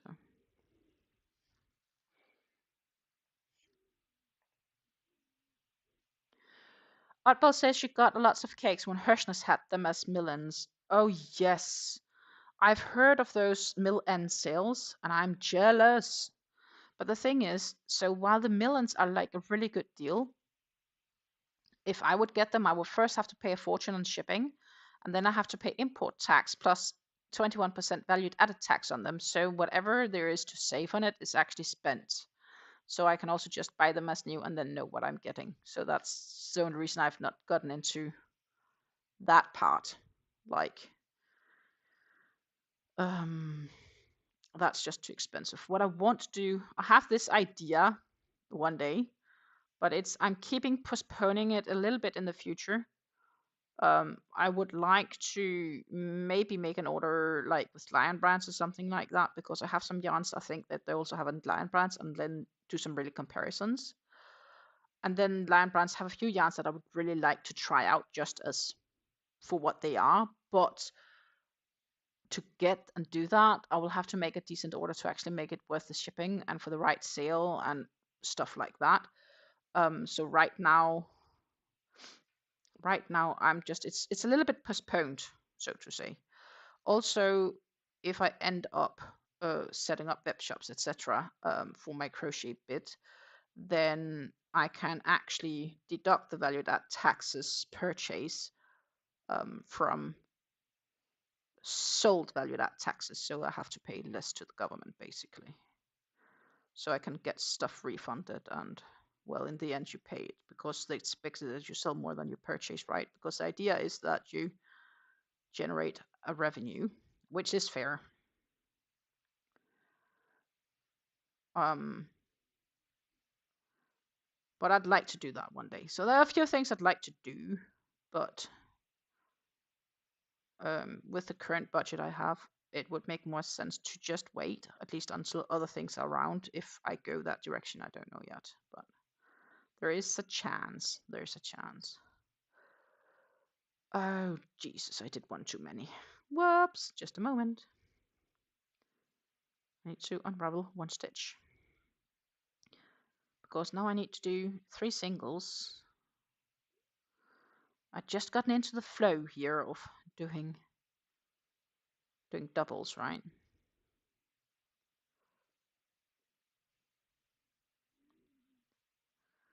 But who knows? Maybe if I do an order like that one day, I'll have to check in with Amanda because, you know, I could then ship from the Netherlands to Sweden. Not saying that shipping is cheap, but there would be no extra value add tax. I don't know. What is the value add tax in Sweden? It's 25% like in Denmark.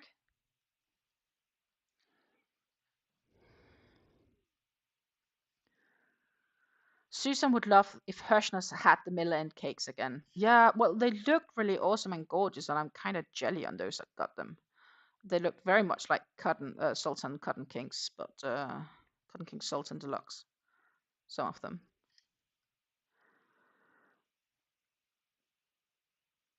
Susan has gotten exotic and foreign yarns from YouTubers reselling them.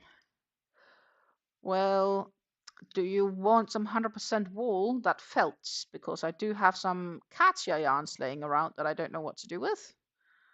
Black and very green mixed into one another.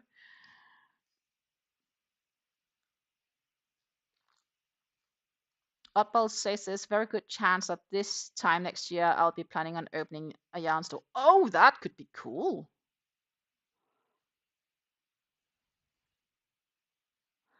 Susan said only purchase yarn from Aberdeen's Wool in Canada. So that's like your local yarn store where you always head to when you're short.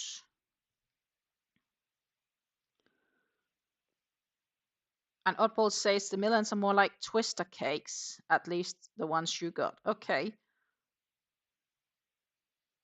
Yeah, if they're 50% cotton, 50% acrylic, then they're likely twister, or 55 cotton, 45 acrylic. Then yes, they could very much indeed be more like that.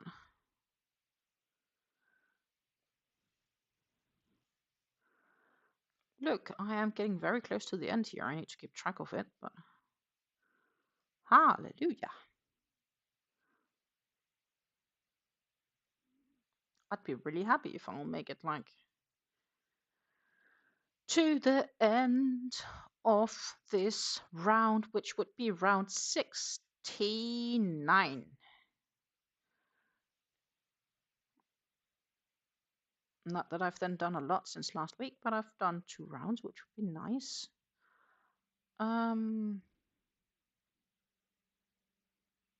Sounds like we have a helicopter flying on top of our house right now, which can be 2 reasons. Either the police is searching for somebody that ran away from something, or it is for the hospital.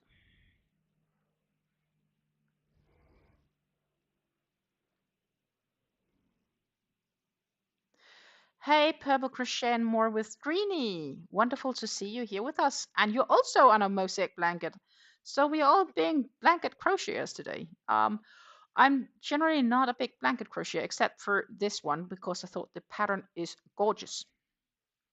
And it's my first ever mosaic blanket, that is. Generally not making a lot of blankets because they're tiresome. They take a lot of time. And repetitive often also. Which this is not as repetitive because it's different the way around, which I really like. So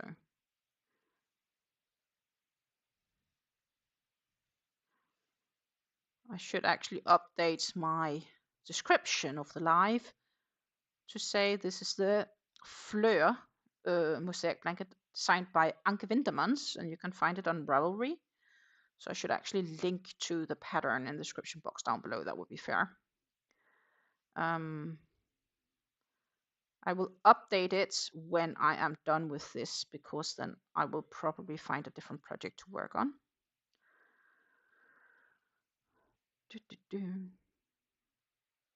Just because I like a little bit of variation.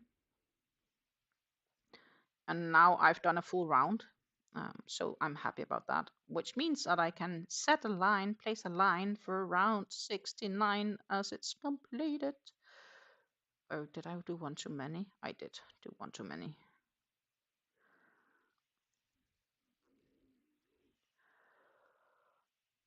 Aberdeen's was the only foreign company that you have bought from directly. Okay. Aberdeen. There is an Aberdeen in Scotland, but I assume there's also then one in Canada.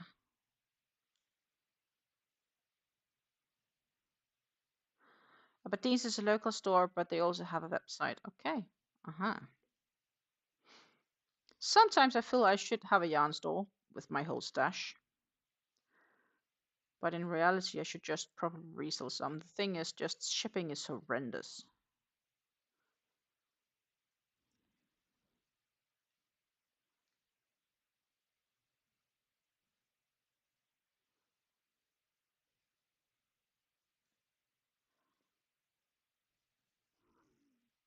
So that will kind of suck, right?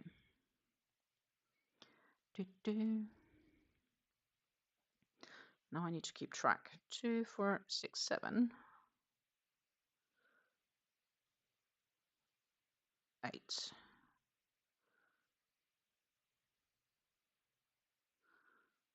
Oh, come on. 9.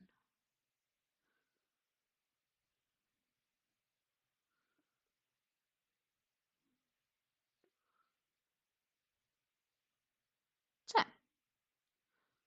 2, 4, 6, 8, 9. Yeah. Awesome. Aberdeens also have a house brand of hand-dyed yarns called Tangled Poets. That's kind of cute. Tangled Poets. I had a moment where I wanted to start dye yarn. And then I realized I needed lots of room for that. And then that idea died out as quickly as it arose. A part of me wanted to try do the sun-dyed yarns. Like, you can basically take undyed yarns, and then you can find different ingredients. Sounds a bit funky. You would find you could do grass, but you could also do like beetroot or tea or other sort of flowers, and those you would then actually use to together with some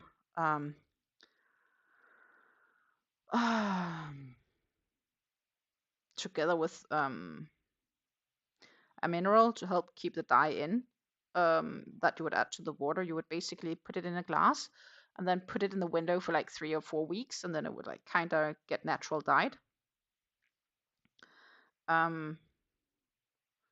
Where is my end? It's there.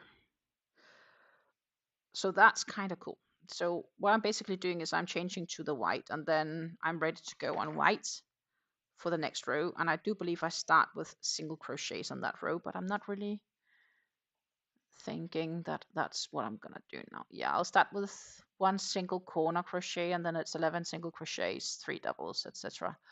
That's round 70.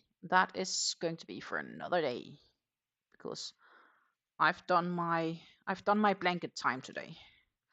I talked about last week that I should maybe start dedicate like half an hour a day or something like that to my blanket. Actually, it would be nice if I did like this for you guys, so you can actually see it. Some of it.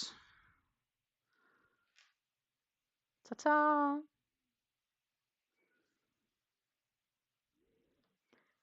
That would be, oh, if it wants to, the first half. So that's until with round 69. And round 70 will be for another good time. I will share the link to this pattern in the description box down below. It is a purchased pattern on Ravelry. Absolutely gorgeous designer. She makes lots of extremely gorgeous mosaic crochet patterns, both worked in the round and worked across. She really has some awesome designs, and I'll probably make more of hers in the future, I think. But it's probably going to be similar to this, where I'm going to be like, yeah, you know, it's going to be an eternity project, because blanket just takes so much time and effort. So much time and effort. Go back to this gorgeous cake.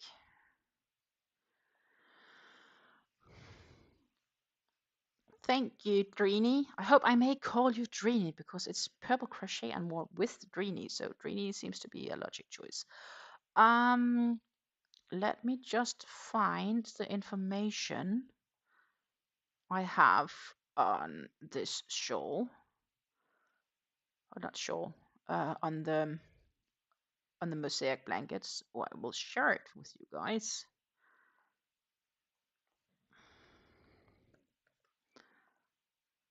So I can update, hopefully, the live description somewhere. I'm working on it. Please be patient. It is incoming.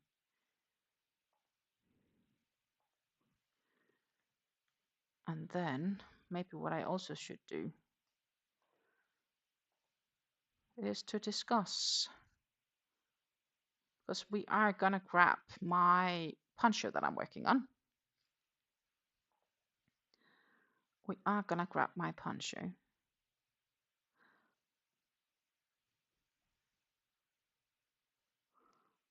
I just need you to be patient for another minute because, you know, I think it's nice if I update the description box for those that's curious for later, right? Spearmint poncho is also what we did, so I can update more description later, but this is kinda ta-ta.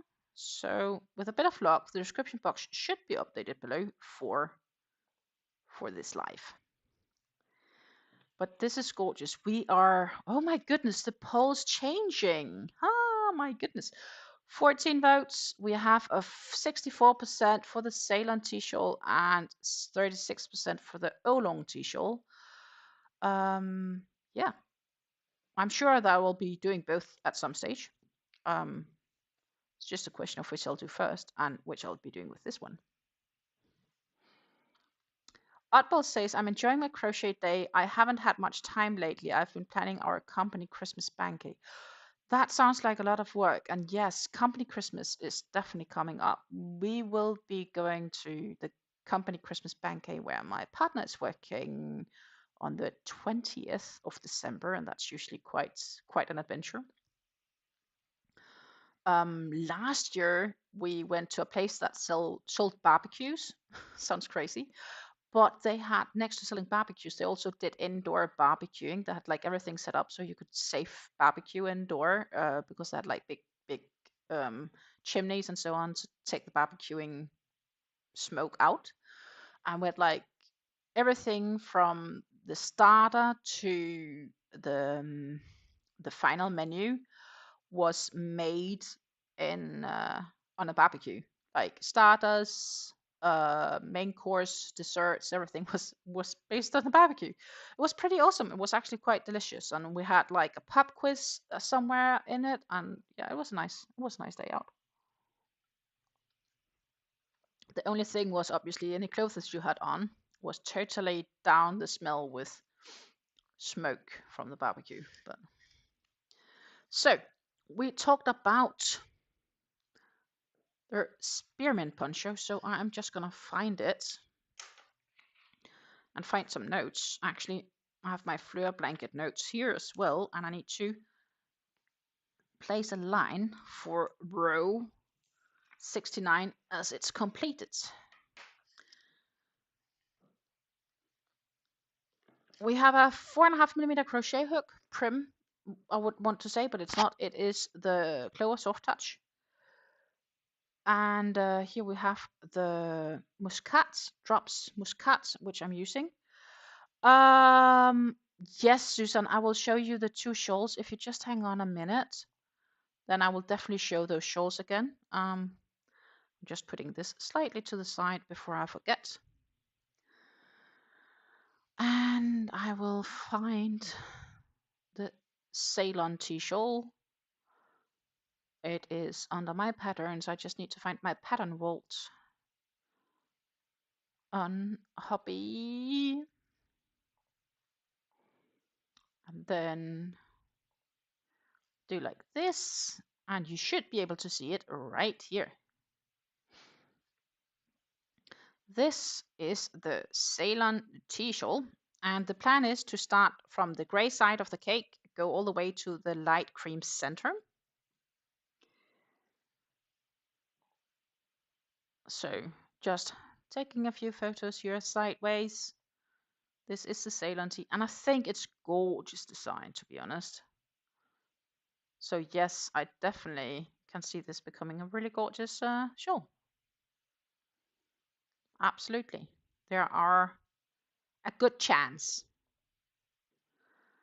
There is a very good chance that it could turn out really awesome. But also as the oolong tea shawl.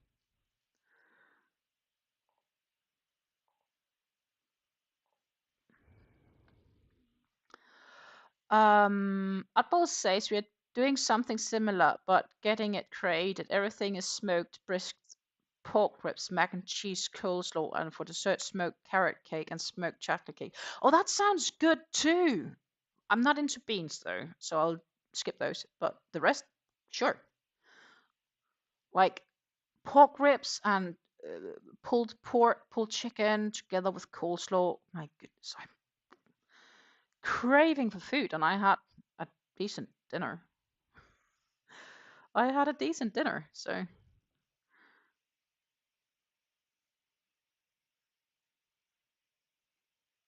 I'm just checking if there was anything important because I saw there was a specific group message. But no, it wasn't super important. I just we have a few things that they're trying to reschedule, so I had to see if there was something important for me. But yeah, I'm looking for it. But right now, it's definitely looking that we are heading to the Ceylon tea shawl. But the oolong tea shawl did get one more vote, so we are up to 14 votes right now.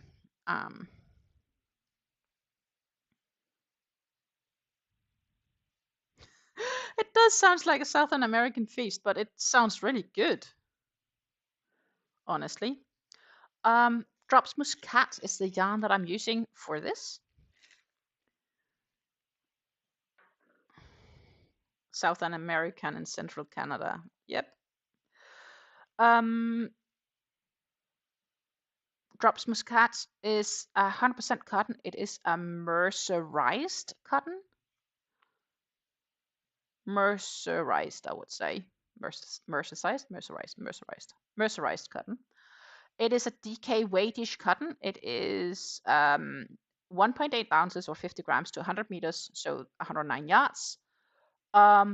They call for a 4mm crochet hook or needle. But this is worked in a 4.5 because this is what the pattern calls for, and I think it works pretty up. I think it's pretty nice actually in a 4.5 here. And this is the top part of what is going to be a poncho slash capelet, and this would be the neckline area, so it would be like this. And I'm currently right now working. I need to increase until I have 216 stitches, and I increase by 4 every 2 rows, so I do have a bit to go. I do have a bit to go, and I'm currently on a row that I'm increasing on. So what I do like about this yarn is it glides nice and smoothly, and it feels like it works up so quickly because it's 100 meters, and then you need to have a new skein. And you know, I use skeins pretty fast. This is the third already, so I already have 2 skeins in here, and this one was added sometime, I think, at the beginning of this row, maybe. Yeah, I need to weave in some ends, but I usually save that until I know 100% that I'm good. This row is quite easy. It is double crochet, 2 double crochets in each chain space. And so it's basically the previous row is double crochet, chain 1, double crochet, chain 1. And now I do 2 double crochets in each chain space with the exception of 4 places where I increase 1, and that I do in the double crochet of the previous row. So this is a pretty simple pattern so far, but I do need to keep a little bit of focus because I do need to keep count on how many increases I've done and where I increase, because I need to increase evenly across all of the stitches. And when I'm done with this round, I should have 194 stitches all the way around.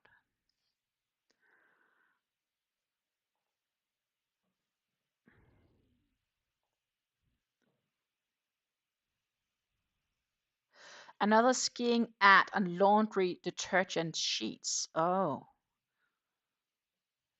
They believe that you want to go on winter vacation, I think. I wouldn't mind a winter vacation, though I don't necessarily need to. It can also be a sunny one. That's why I really enjoyed New Zealand 2 years ago, because it was warm and summery.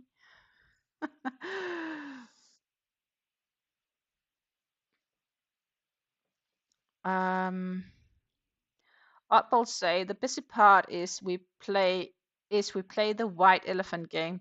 So we supply and wrap all the gifts. So I've been busy shopping and wrapping. Okay, so it's like, do you like then play to grab the gifts so everybody can use the gift, or is it still like people know what to get and like there isn't a specific wish list? Susan asked me how I wash the 100% cotton makes if I block after each wash. A very good question, actually. I've not washed many of my cotton makes. Some I would probably block depending on, and others I probably wouldn't. So it kind of depends. But what I usually would do is definitely depending. Like if it's cotton, it shouldn't shrink. And then I would just follow the recommendations. It's not listed on this one. I'll just find this one. It should say somewhere. It's on the inside, of course. Washing instruction on the inside of the label. It says can be washed at 40 degrees Celsius. Iron at low, lay flat to dry. Do not bleach and do not put in the dryer, basically. So only use detergent with no pyruvates or added whitener in order to avoid decoloring. Follow the washing temperature. Don't use too much detergent. Wash with inside out. Don't let the garment soak. Don't use fabric softener. Gentle agitation only. Dry flat. Keep all labels until the garment is finished. There you go. So I would basically just follow the guidelines on the labels. And if I would sell it, then I would inform the buyer of the care instructions based on the yarn, and then I would just trust the yarn. That's the only thing I can do. I've not put any of my makes actually in the real washing machine yet. I have put some of, I do have some sweaters that my mom has been knitting me, but they are not 100% cotton. There are some wool in them. Many of them do have some level of merino wool. I do those at a very gentle agitation and no more than, I think it's 84, 85 degrees Celsius, Fahrenheit. So that's like 30 degrees Celsius wash. And I do lay flat to dry. So that is what I do. Bubble says nobody knows what the gifts are until they open it, but they can't trade the gift if they open it. Oh, that's kind of cool. Like, it's a gamble. It's a nice game. Sarah says, lovely visiting today. I have to go now, but I hope you have a splendid evening. Thank you very much. So far, I'm having a great evening because hanging out with you guys is the bomb.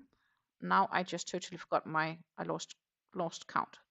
One moment, please. 2, 4, 6, 8, 10, 12.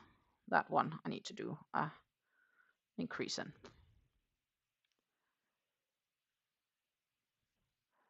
And it's not like, it wouldn't be a totally nightmare if I would move that one stitch over or one double crochet over, but evenly I like to be I'm a perfectionist, right? Sarah, please take care and have a nice day. It was wonderful to have you hang out with us today. And Susan says, yes, gentle and cold water in the machine. Exactly. That's what I would do. A gentle wash and then usually lay flat to dry. But usually I would always do gentle no matter what the make say can do because it is handcrafted. So I'd rather take good care of it than seeing it break too soon. I wouldn't call it a nightmare, but I was really sad. So my mother made me some alpaca socks and I had used a pair because it was a bit cold, so I'd taken them on and I had forgotten that I had put them in a washing machine, which they can take because I'd washed them at gentle, but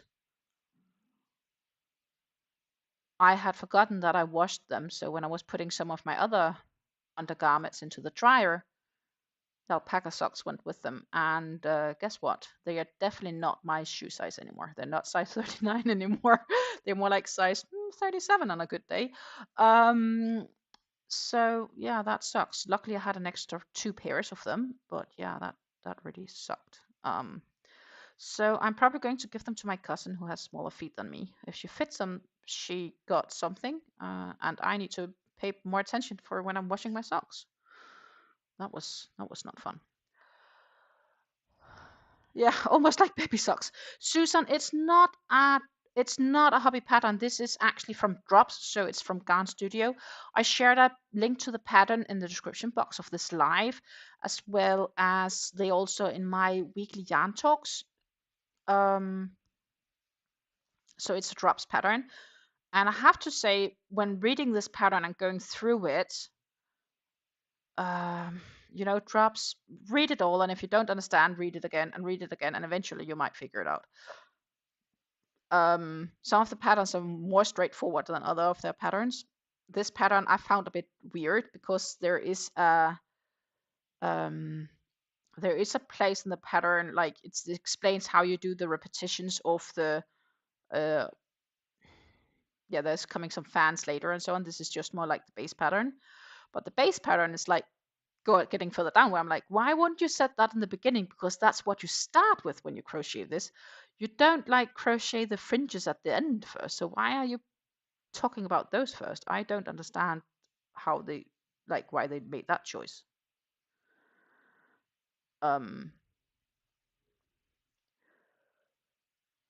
So yeah, basically, uh, some pattern designers have odd choices.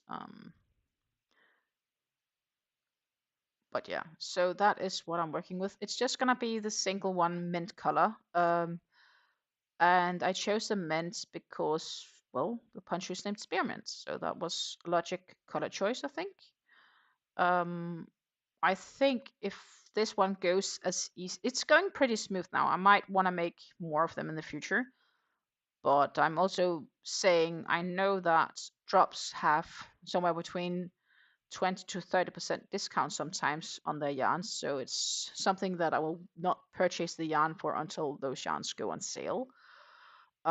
Simply because why pay more if you have other projects you can work on while you wait on them to get cheaper, right? Like,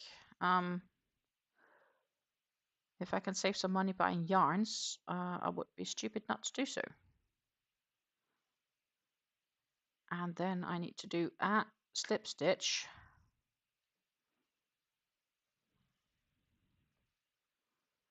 into the starter. Woohoo. The only downside with the muscat yarns is that this yarn, well, let me finish the slip stitch first before I forget.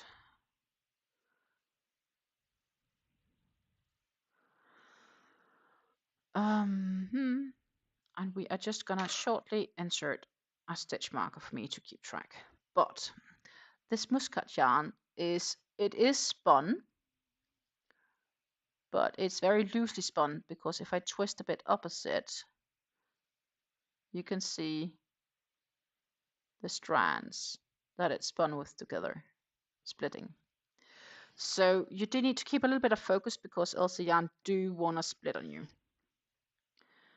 But next to that, it is pretty nice to work with and it works up reasonably smoothly. On that account, I would say I'm pretty happy with how it works up. And now we need to do the next row, but first, actually, I need to tell myself this past row we did was 194. Then I do have, if I look like that, I have another probably like 10 rows to go or something like that. Is that true? Could that be true? I have X amount of repeats. Give me a moment to find the pattern. It's listed down. Then I don't need to do extra math. Yes, drop patterns drives me nuts too. And yet I still find these amazing projects and I want to do them because they look gorgeous and I decide to do them and I regret so many times when I'm doing them, but I'm still doing them. So I'm just crazy.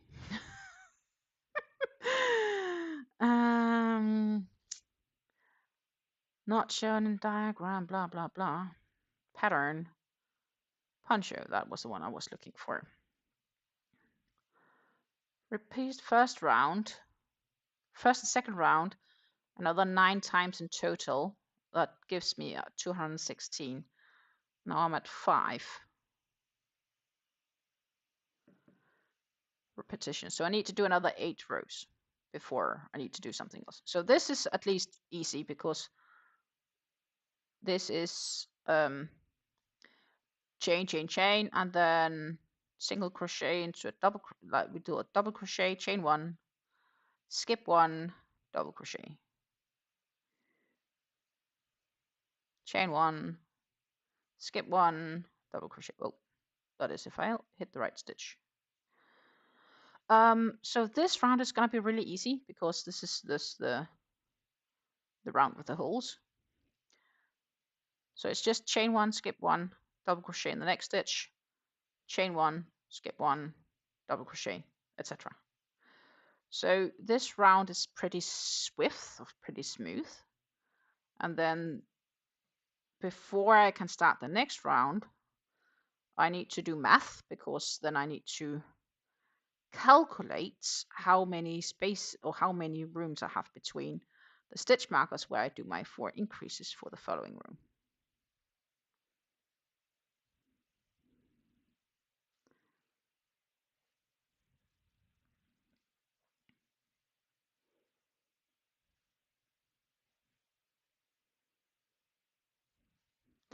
And yes, I probably should just do center pulls instead, and I don't know why I don't do it, but a part of me is because I hate yarn bath.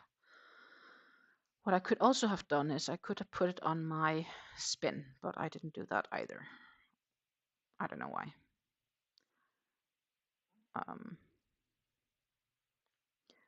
It is what it is.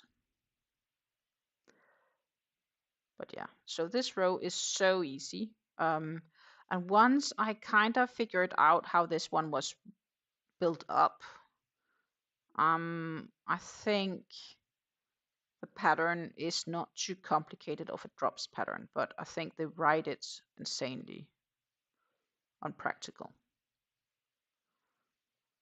Like, I would write stuff in the appropriate order as you're working on the things and not as you feel like it. Oops, I slipped my stitch. So. But that's just me. That's just me. And how I feel about drops, I guess. Then they have nice yarns, but some of their patterns are really a mess to work with. And that's just, yeah.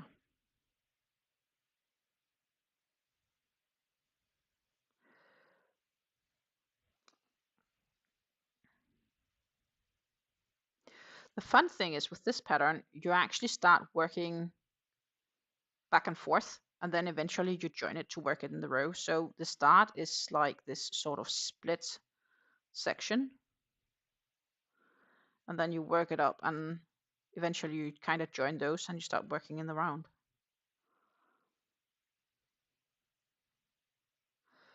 And I'm not sure how that's supposed to be yet, but I will eventually find out. As always, I decided that the photos of the pattern look gorgeous and I like the yarn, And I decided, let's buy it and make it rather than let's read through the pattern and see what I think about it. Because the pattern is just a challenge on the way. It should not be what's holding me back. Doesn't necessarily mean that I enjoy working with them. But this pattern, I've seen worse, let's put it like that. It's just not logically, in a logical chronological order, written in a logical chronological order. That's what I wanted to say. It's not, yeah, it's not completely chronological.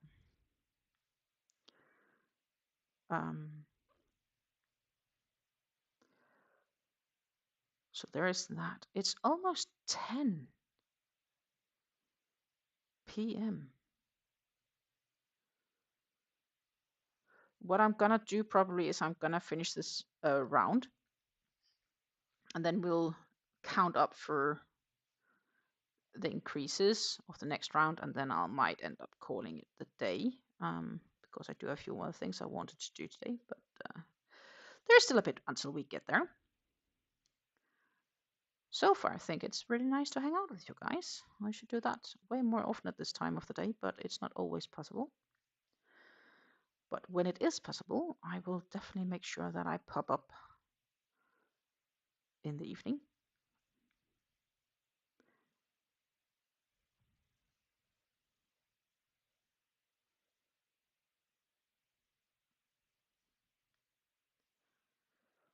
Because this is like having my own little crochet cafe, right? You know, you catch up with people, you chat a bit. I'm really good at talking. I've always been told that I'm good at talking, so nothing new there.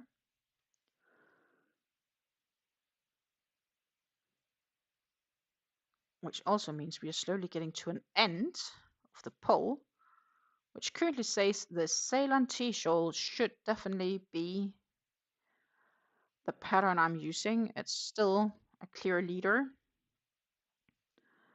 So that's probably what it's going to end up becoming. I don't know when I will start it. I am tempted partially to take it with me. But the real problem is I'm not sure how much time I will have there. And then the other project I have, which is easy to bring with me, is probably a better idea. But then if I have enough time that I'll finish that, I'll be like, why don't I have something else? So I'll basically have to take a good look and see what's more practical. At least that was my thought for now.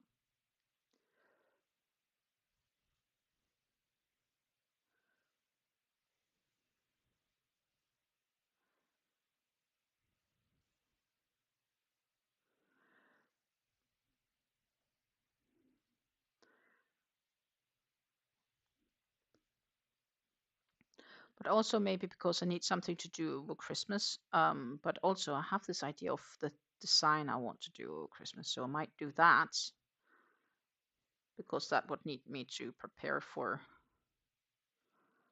writing down a pattern, maybe.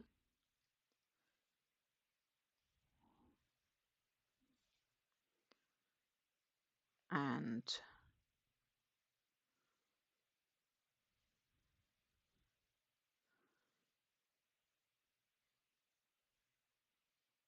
get some testers. The pattern would be for like a shopper type bag in DK weight yarns.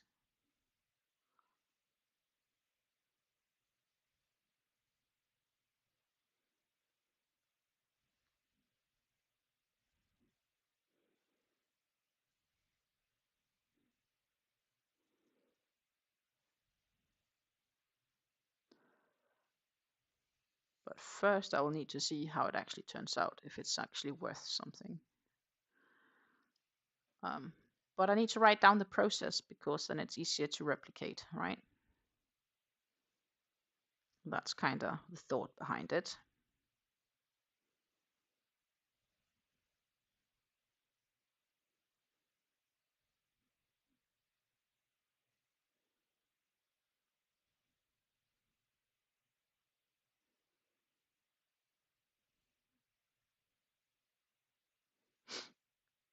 We are getting closer and closer and closer, but this, as I said, is a really quick row. When this row is first like flowing, it's so done, and that's just because, you know, it's one double, then it's chain one, one double, chain one, and you're skipping, so you're only doing like half of the stitches of the previous row. So it's like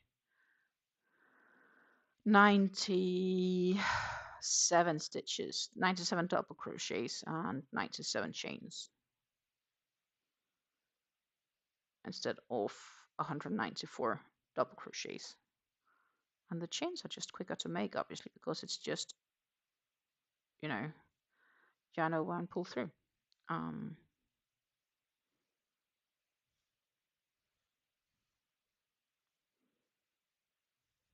shit, it split on me. Moment, sorry.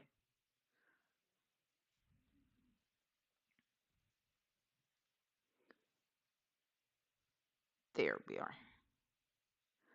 As I said, with this yarn, you just need to pay attention that it doesn't split on you. It can be worked up reasonably easily without splitting, but if you don't pay attention, it will sometimes split on you. So you just need to be a little bit alert.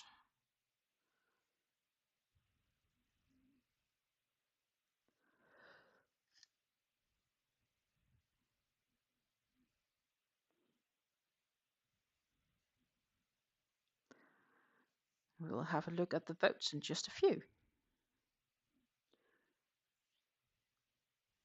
Just a few. I believe my tea is also empty, which is kind of sad.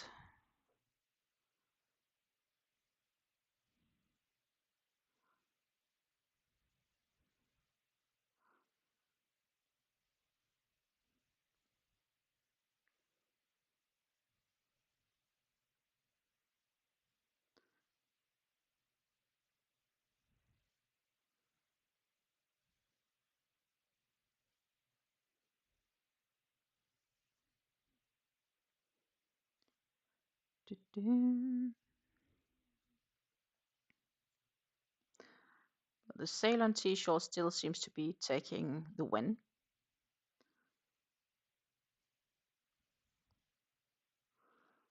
We will have to take a look at that in a few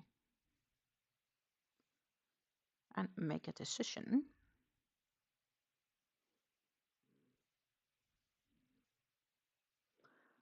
But I feel reasonably confident that right now, unless something crazy changes, it's going to be the sail on T-shawl that I will be making with the Linde Hobby Soft Cake. I could easily place it here, just for the last moment of inspirations.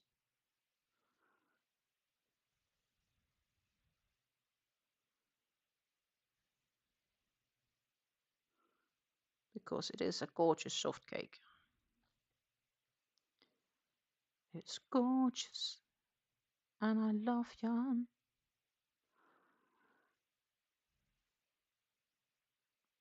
I've been addicted to buying yarn. I still am. But I've been good at keeping my addiction under control lately.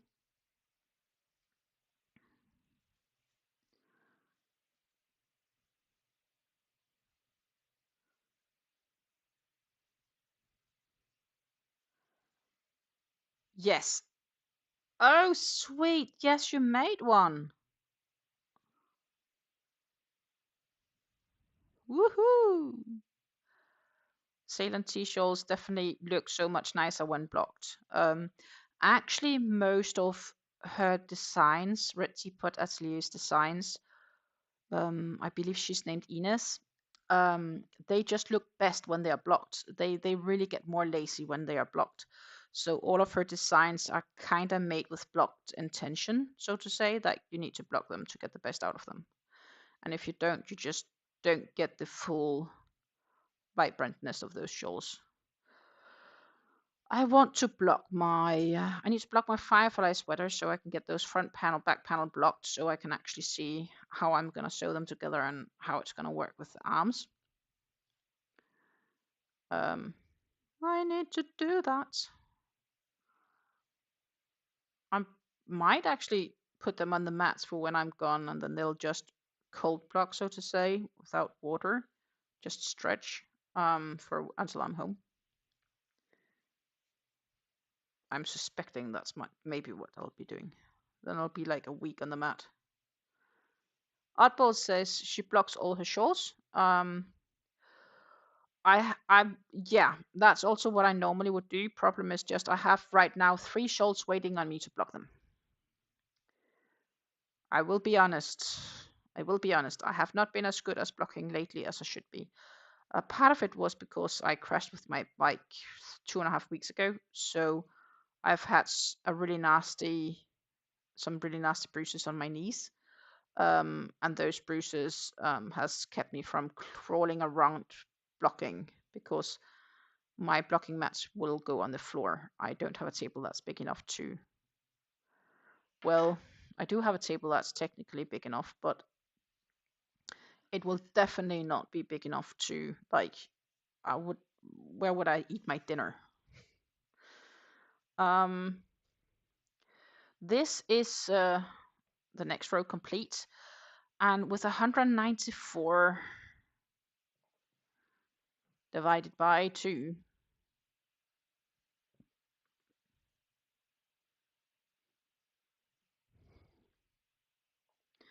oh, Oddbo says she has extra rooms to block since her kids decided to grow up and move out.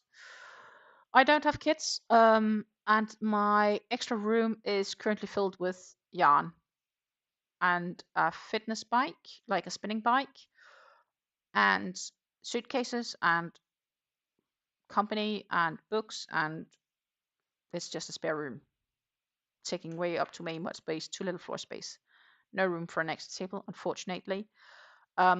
So I'll basically make room on the living room floor when I block things. So therefore, I do need to have a little bit of spacing for that. So I have 97.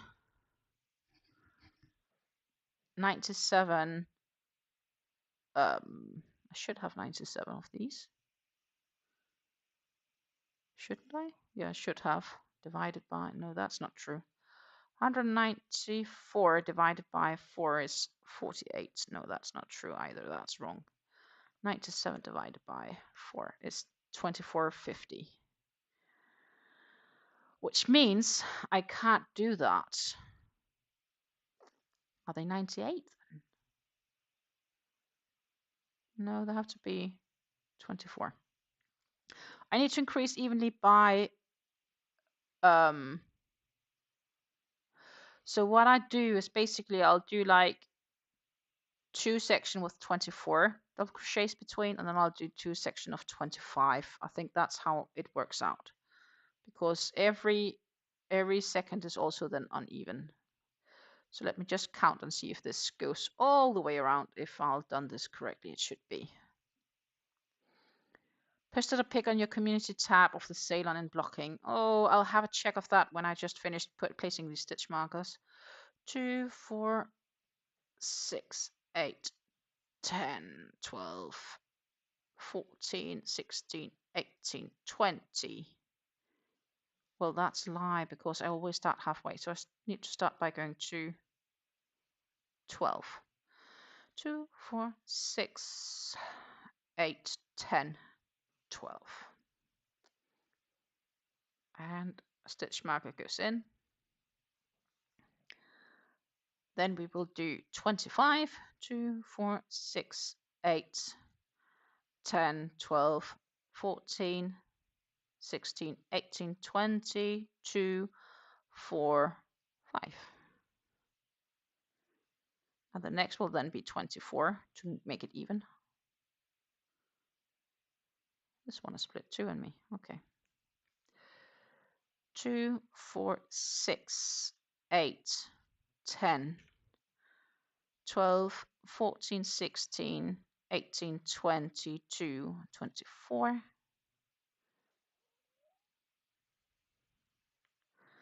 Then we'll do another 25. 2, 4, 6, 8, 10, 12, 14, 16, 18, 20. 2, 4, 5, and then the last one should fit that we have just 12 left. 2, 4, 6, 8, 10, 12. Ha! Perfect. I did my math right. Awesome. Awesome. So what we do now is we actually need to find YouTube and we need to find Amanda, and we can actually make a little sharing of that screen here. I just need to find her first.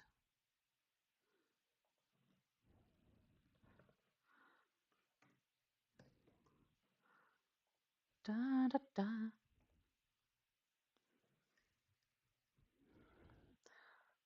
Popping over to Amanda and see what her community tab says. Oh, goodness gracious. Amanda's blocking this beauty. She will be delivering tomorrow. She's not going to be able to show it the next live, but blocking for sure is what this pattern deserves. I could not agree more. Let's see if that will actually open up in something bigger. My internet is slow today, which is crazy because I really have a good connection, solid connection. Oh, it's meant like you can swipe it. Yeah. Isn't this gorgeous, my friends? That's a full sultan cake, but you did the extra, you took some of the extra cake to finish out the bottom, right?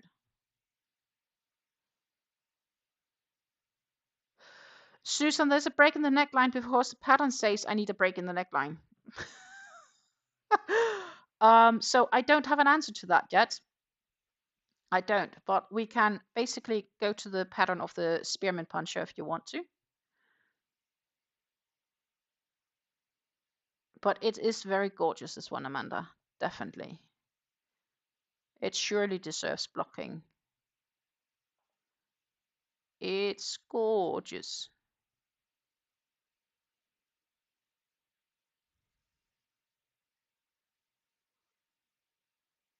Yeah, I like it too. It's nice. It could be Susan. Let's have a look at the pattern together. Here is the pattern. Ta-ta! This is what it's supposed to be. And the thing is, there is no backside showing of this pattern. There's only like, you know, showing the edge and so on. So I'm not actually quite sure. I am using the drops. I have more than enough yarn. Note this pattern is written in American English, blah, blah, blah. Pattern C, diagram A1 to A3, and read explanation below. You get some tips to increase. The pattern A is it's basically these increases, like you have the pattern above, and you also have something here below. And it doesn't say anything about needing buttons, but maybe I didn't check that. Let's go all the way to the. They usually have a place where they show how much yarn it will cost. Yeah, here it does not say anything about buttons actually. So I don't think it comes with a button expectation. So the poncho here is worked from neck down with fent mid back. The piece is first worked back and forth and then in the round. So that is the reason there is this fent gap, and it's intended, but maybe it's too easier to get it over your head, even though I would say there's more than enough space to do so. But it's here because the pattern says I had to do that, so I just did. That is my best explanation and my only explanation. It's a fent. And right now I am working here. Repeat first and second round X more times. Then work first alternative without increasing until the piece measures X centimeters. That is what I will then need. But so far I just need to increase it to 216. I've taken the XXL version because when I did the chain, I just felt like I wanted to make I have a bit wide shoulders. So I thought I'd rather have a little bit more room than too little. And if it's too big, I'll sell it. And if it's fitting, it's awesome. That was my current thought when I was deciding on the sizing. And then afterwards, you need to work A1 one time vertically, and then you need to work A2 one time vertically, and then fasten off. And then there's a neck edge worked back and forth. So it's just a fend. It's not a closing button or anything like that, though it's a little bit funky how it's made. One thing I would have done differently, but that's basically it. Yeah, I would say the vent would probably be in the back, because also, oops, we are not on the right place. Yeah, I think the vent is probably going to be on the back. Yeah. I thought I was still showing you guys I had forgotten we were back to watching the pattern, but the vent is, I would say it's for the back side. Definitely. That would make most sense. Yeah. That is my guess. But yeah, we are working back and forth, and I have quite a few repeats to go, but I still have quite some yarn to go. I have this skein, and then I have 5 more of these. So that should be enough according to the pattern. So I trust that. And I'll see. Hopefully the size fits, and if it doesn't, I'll have a solution for that as well. But I'm pretty pleased with it overall. It's working up nicely. Yeah, I like it so far. I do.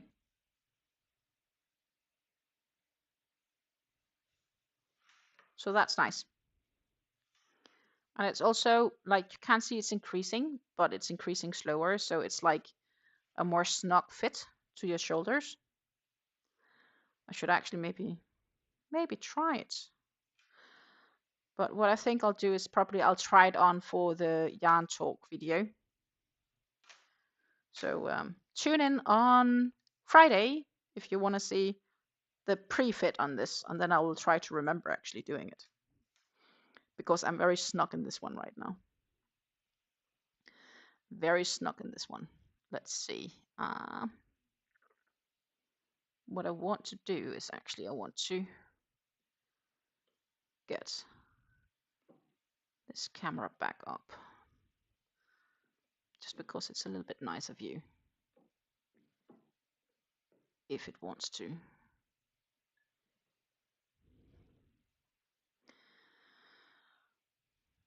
If it wants to. It's just a little bit dark now. Why is it so dark? Because I did something else and else was too bright.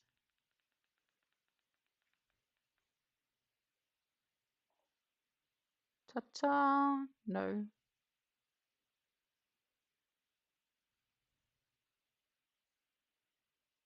Oh, that's what I wanted to do.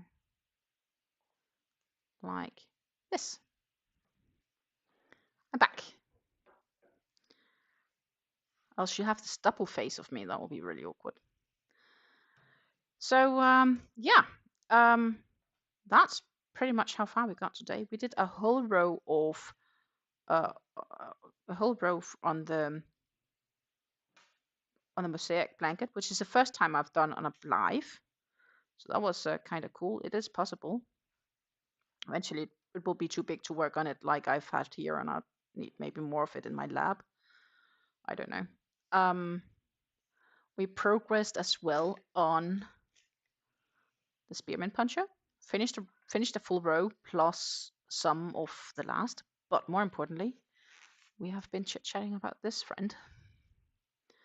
And I can see that this when I do like this, the light really takes it. It's not good in this lighting. But more importantly, the vote has almost concluded. We have 17 votes here. So I'm gonna conclude the voting.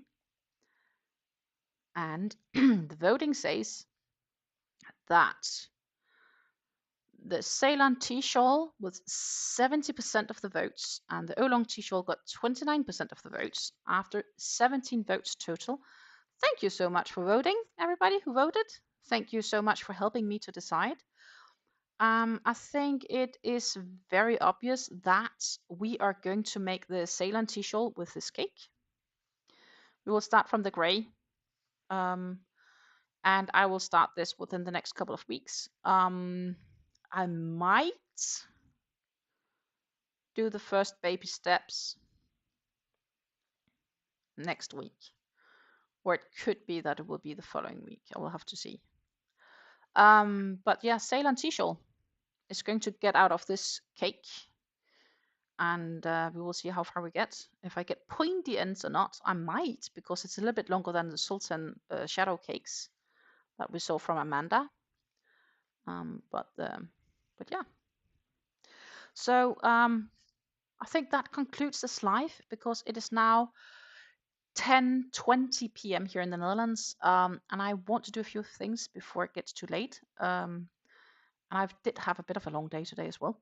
And tomorrow is going to be another long day because of family stuff here in the Netherlands. It is Sinterklaas tomorrow, which is kind of like a Dutch tradition to celebrate Saint Nicolaas.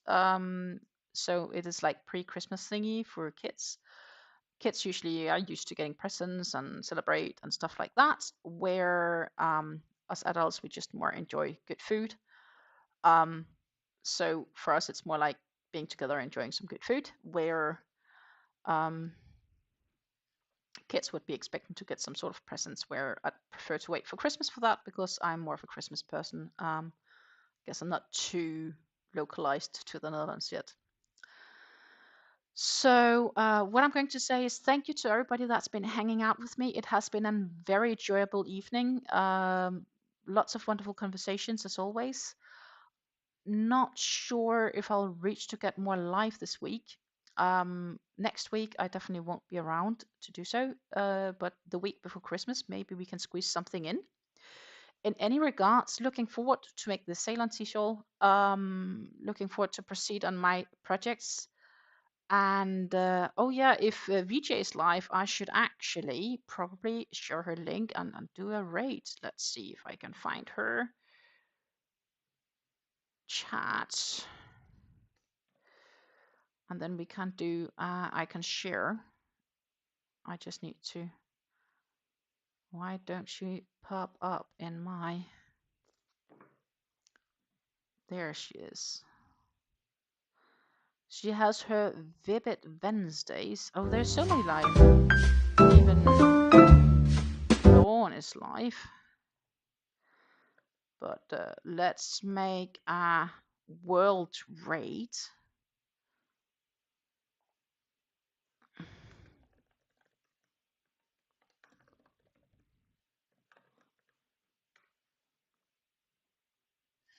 There you go. There's the link to VJ's Alive.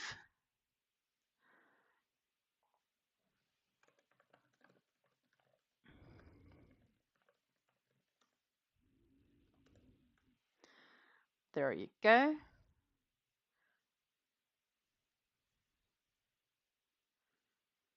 There you go.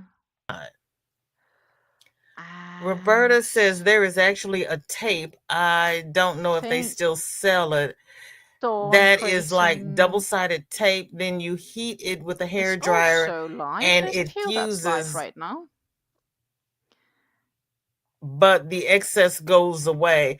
Now, see, I would be hesitant to put that much heat on something that thinly crocheted, because it might, especially if it's acrylic yarn, it might meld together and you'll lose your share her live link stitch definition. It is adorable. It really is. Jeanette, welcome in. Good to see you. How are you feeling? It's craft related. Well, oh, it's craft related, not yarn related. Okay. World raid from my live to yours. Oh, Stina, thank you so much. That is so sweet. I appreciate it. Oh, you are the best. How are you and yours? I'm fine, thank You you. But you sew can't a see. strip of Can't say to you like that I'm fine, two but I've been asked if I'm fine, so I'm absolutely fine. 2 feet So what I will five be doing is fabric I will strips be popping up together, here then and fill saying with batting there are and two options for sew you to into a continue here on tube. YouTube should you Then want sew to the keep tube in streaming a a bit or coil watching a bit fashion to make a while you craft and rug. crochet. I'm going to say thank you for Oh, oh, hanging oh, out oh, oh, I know and what you're take talking care about. and I know happy what you're crafting talking until I see about. you I again. did not know what that was Bye. called. I know exactly what you're talking about.